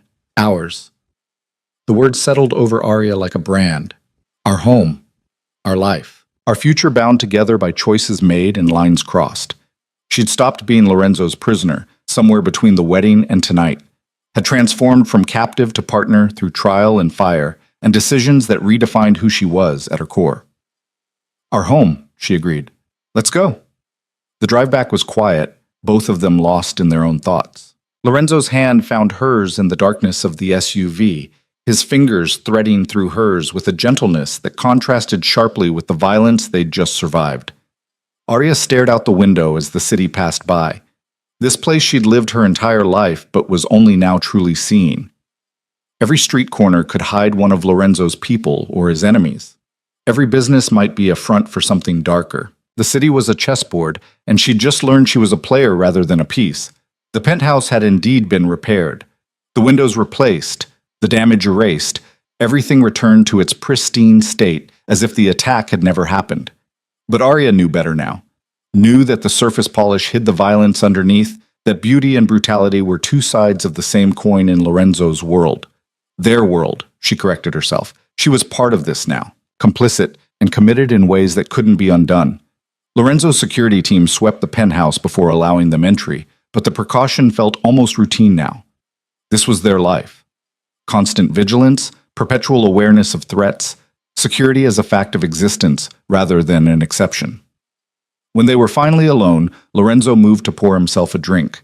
He held up the bottle in silent question, and Arya nodded. They stood at the window overlooking the city, glasses in hand, watching the lights that represented millions of lives being lived in ignorance of the war that had just concluded in their midst. "What happens now?" Arya asked. "Now we consolidate. Make sure everyone understands that challenging me comes with consequences they can't afford." Lorenzo took a drink. "There'll be meetings, demonstrations of power, strategic alliances reinforced, the usual aftermath of conflict. And Marco will live the rest of his life in a cell, exactly as you prescribed. A warning to anyone else who thinks about following his path." Lorenzo turned to look at her. "You made the right call, by the way. Keeping him alive sends a stronger message than killing him would have." "I know." Arya sipped her drink, the burn of expensive whiskey grounding her. "I'm learning how to think like you. Not sure if that's progress or corruption. Maybe it's both." Lorenzo set his glass down and moved behind her, his arms coming around her waist, his chin resting on her shoulder. "You're not the woman I married last week?" "No, I'm not." "Are you mourning her, the person you used to be?" Arya considered the question seriously. The girl who'd stood at that altar had been innocent in ways that felt almost naive now. She'd believed in clear lines between right and wrong, in justice and morality, and the idea that good people didn't make compromises. But that girl couldn't have survived tonight, couldn't have made the choices that kept them both breathing. "No," Arya said finally. "I'm not mourning her. She was too weak for this world. What I am is angry that I had to change it all, that you forced this transformation by dragging me into your life." "Fair enough." Lorenzo's arms tightened around her. "For what it's worth, I am sorry. Not for marrying you, I'd make that choice again. But for the pain the transformation caused, that part, I regret." It was the closest thing to an apology Lorenzo had ever offered, and Arya understood the weight of it. Men like him didn't apologize, didn't admit regret. The fact that he was doing so now meant something. "I need you to promise me something," she said. "What?" "No more secrets. No more using me as bait without telling me. If we're partners, really partners, then I need to know the full picture. I need to be able to make informed choices instead of just reacting to situations you've engineered." Lorenzo was quiet for a long moment, and Arya could feel the calculation happening behind her, the weighing of control against trust. "All right," he said finally. "No more secrets about operations that involve you. Complete transparency about threats and strategies. You'll know everything I know. And in return? In return, you commit, fully. No more questioning whether you belong in this world. No more hesitation about what needs to be done. If we're doing this, really doing this, then I need to know you're all in." Arya turned in his arms to face him, searching his expression for any sign of manipulation. But Lorenzo's dark eyes were sincere, his face open in a way she'd never seen before. This was the choice that mattered, not the wedding that had been forced on her, but this moment, this decision to consciously step into his world instead of being dragged into it. "I'm all in," Arya said. "No more running. No more pretending this is temporary. This is my life now, and I'm choosing to embrace it." Lorenzo's expression shifted into something that might have been relief or triumph or both. Then he was kissing her, and this time there was no desperation or adrenaline fueling it, just certainty and heat and the promise of something neither of them had anticipated when this started. When they finally broke apart, Lorenzo rested his forehead against hers. "You terrify me, you know that?" "Good. You've terrified me since the moment we met. It's only fair." "That's not what I mean." His hands framed her face, thumbs stroking her cheekbones. "I mean, you've become the one thing I never thought I'd have, a weakness I can't afford to lose. If something happened to you now, after everything—" He didn't finish, but Arya understood. She'd become essential to him somewhere along the way, transformed from asset to liability to something far more dangerous, someone he actually cared about. "Then we protect each other," she said simply. "You keep me alive with your strategies and resources. I keep you grounded with my honesty and perspective. We survive together." "Together," Lorenzo repeated, testing the word. Then he smiled, and it was real. No calculation, no performance, just genuine warmth. "I can work with that." They moved through the penthouse together, comfortable in a way that would have seemed impossible a week ago. Lorenzo made calls to his various operations, confirming that Marco's organization was fully dismantled and absorbed. Arya listened, learning the language of his business, understanding the mechanisms of power that kept his empire running. Eventually, exhaustion caught up with both of them. They ended up in Lorenzo's room by unspoken agreement, the line between his space and hers finally erased completely. Arya fell asleep wrapped in Lorenzo's arms, feeling safer than she had any right to feel given the violence they'd survived. But safety wasn't about the absence of danger anymore. It was about having someone beside you who understood the threats and knew how to fight them. When morning came, Arya woke to find Lorenzo already awake, watching her with an expression she couldn't quite read. "What?" she asked, just thinking about how much has changed in a week. His fingers traced idle patterns on her shoulder. "I married a stranger because she represented strategic value. Woke up this morning next to a partner who's proven herself more valuable than any business connection could be." "Careful, Lorenzo. That almost sounded romantic." "Maybe it was." He pulled her closer. "I'm not good at this. At feelings, at connection, at anything that isn't strategy and calculation. But with you—" He paused, seeming to struggle for words. "With you, I want to be better. Want to build something that's more than just mutual survival." Arya's breath caught. This was Lorenzo at his most vulnerable, admitting to desires that went beyond the practical arrangements they'd discussed. "What are you saying?" she asked carefully. "I'm saying this started as a transaction, but it doesn't have to stay that way. We could build something real, Arya, a partnership based on choice rather than coercion, on trust rather than control." His dark eyes searched hers. "If you're willing to try." It should have been too soon. Should have felt like another manipulation, another way for Lorenzo to secure her loyalty. But Arya looked at the man who'd trusted her enough to take an impossible shot, who'd offered her full transparency in his operations, who'd just admitted to wanting more than a business arrangement, and she saw something worth exploring. "I'm willing to try," she said. "But Lorenzo, this only works if we're equals. Not captor and captive, not even protector and protected. Equals. Partners in every sense." "Equals," Lorenzo agreed. "I can do that." "Can you? Because your entire life has been about control, about being the most powerful person in any room. Can you actually share power with me?" "Honestly, I don't know." His answer was refreshingly direct.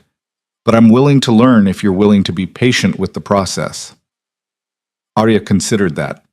Lorenzo was offering her something precious, the chance to shape their relationship into something neither of them had planned for. It wouldn't be easy. There would be missteps and conflicts and moments when his instinct for control clashed with her demand for autonomy. But they'd survived worse together in the past week. "All right," she said, "we'll figure it out as we go. But Lorenzo, if this is going to work, you need to understand something. I'm not the woman you married. I won't be controlled or managed or protected like a valuable asset. I'm going to push back, question your decisions, demand my own role in your operations." "I know. That's what makes you perfect for this." Lorenzo's smile was sharp and genuine. "I don't want another subordinate, Arya. I want an equal. Someone who can challenge me, who sees through my strategies, who isn't afraid to tell me when I'm wrong." "Then that's what you'll get." Arya kissed him, sealing the agreement between them. "Equals. Partners. Whatever comes next, we face it together." The weeks that followed proved the truth of their commitment. Lorenzo brought Arya into his operations gradually but completely, teaching her the business, introducing her to key players, letting her sit in on meetings where decisions worth millions were made.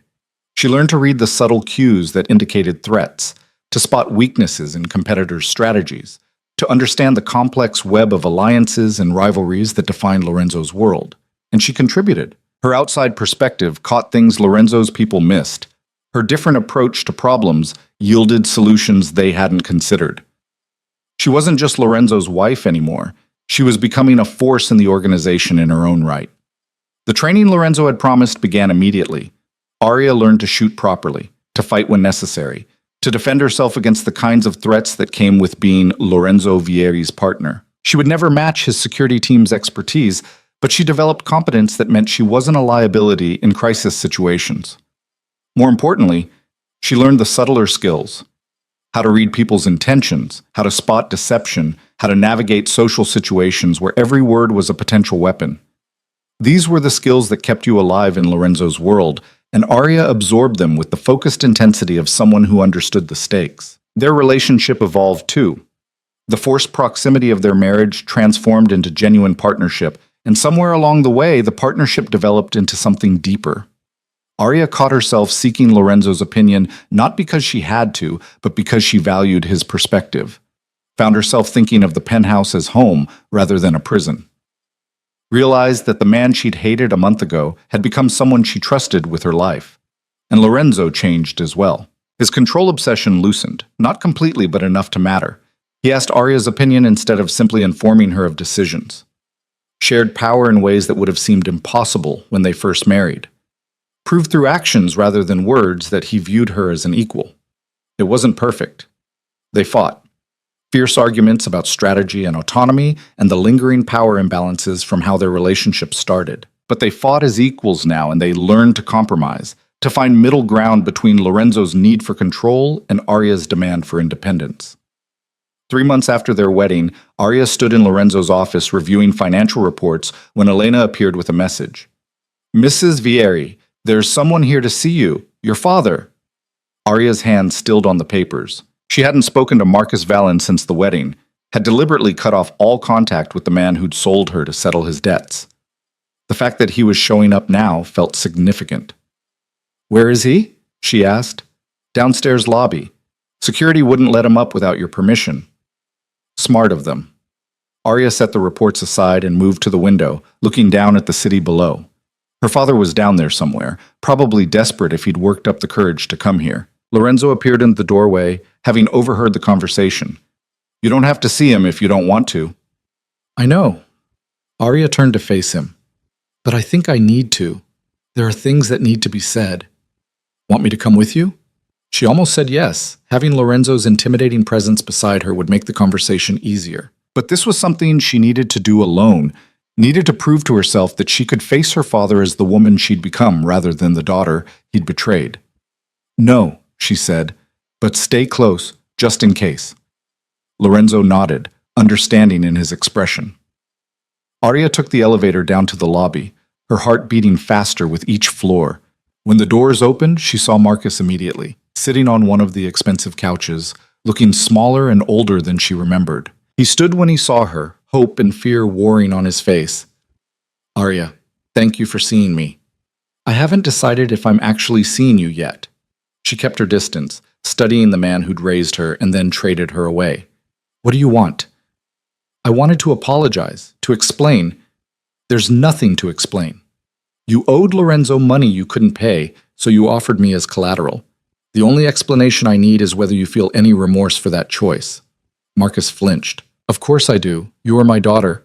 I was your daughter. Now I'm Lorenzo Vieri's wife and partner. That happened the moment you signed me away." Arya's voice was cold, controlled. She'd learned from the best. "So again, what do you want?" "I heard about what happened with Marco Santoro. Heard that you were involved, that you—" He stopped, seeming to struggle with the words. "I heard you've changed, that you're becoming one of them." "One of them," Arya repeated. "You mean a survivor? Someone who understands how this world actually works instead of pretending there are easy answers?" She stepped closer, letting Marcus see the transformation in her eyes. "Yes, I've changed. Your betrayal taught me that morality is a luxury and trust is a weapon. Lorenzo taught me how to turn those lessons into strength. Arya, you don't have to do this. I can help you get out, get away from him. I don't want to get away from him. The truth of it surprised even Arya, but she didn't hesitate. Lorenzo gave me something you never did. Honest partnership. He doesn't pretend to be protecting me while really protecting himself. He doesn't make promises he can't keep, and he's never lied about what he is or what he's asking me to become. He's a criminal, a killer. Yes, and I've made peace with that because at least he owns it. Arya met her father's eyes without flinching. You want to know the difference between you and Lorenzo? He forced me into this marriage to serve his interests, but he's never pretended it was for my own good. You sold me and called it protection. I'll take honest exploitation over comfortable lies every time. Marcus's face crumpled. I'm sorry. I know that doesn't fix anything, but I am truly sorry for what I did to you. Arya felt nothing looking at her father's regret.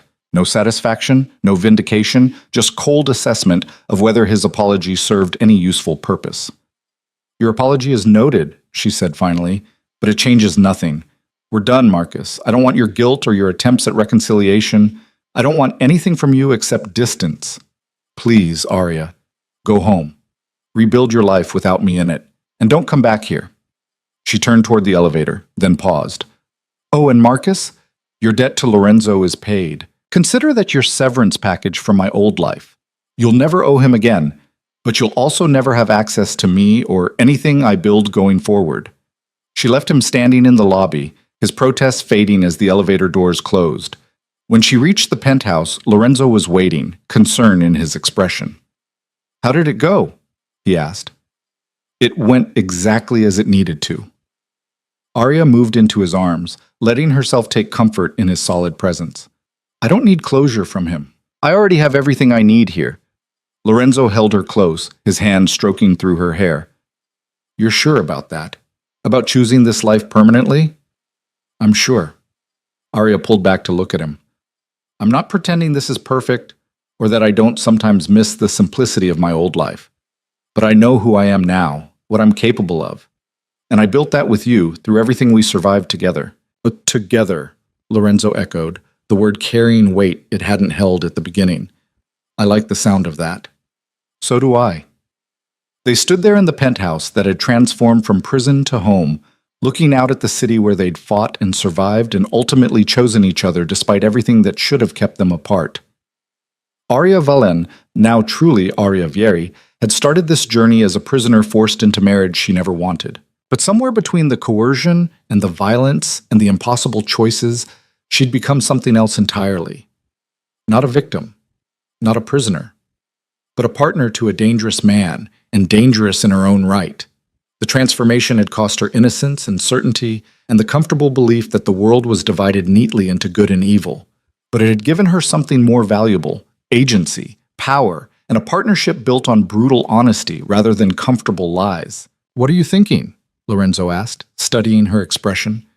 I'm thinking that if someone had told me 3 months ago that I'd be standing here, genuinely content in a marriage that started as coercion, I would have called them insane. And now?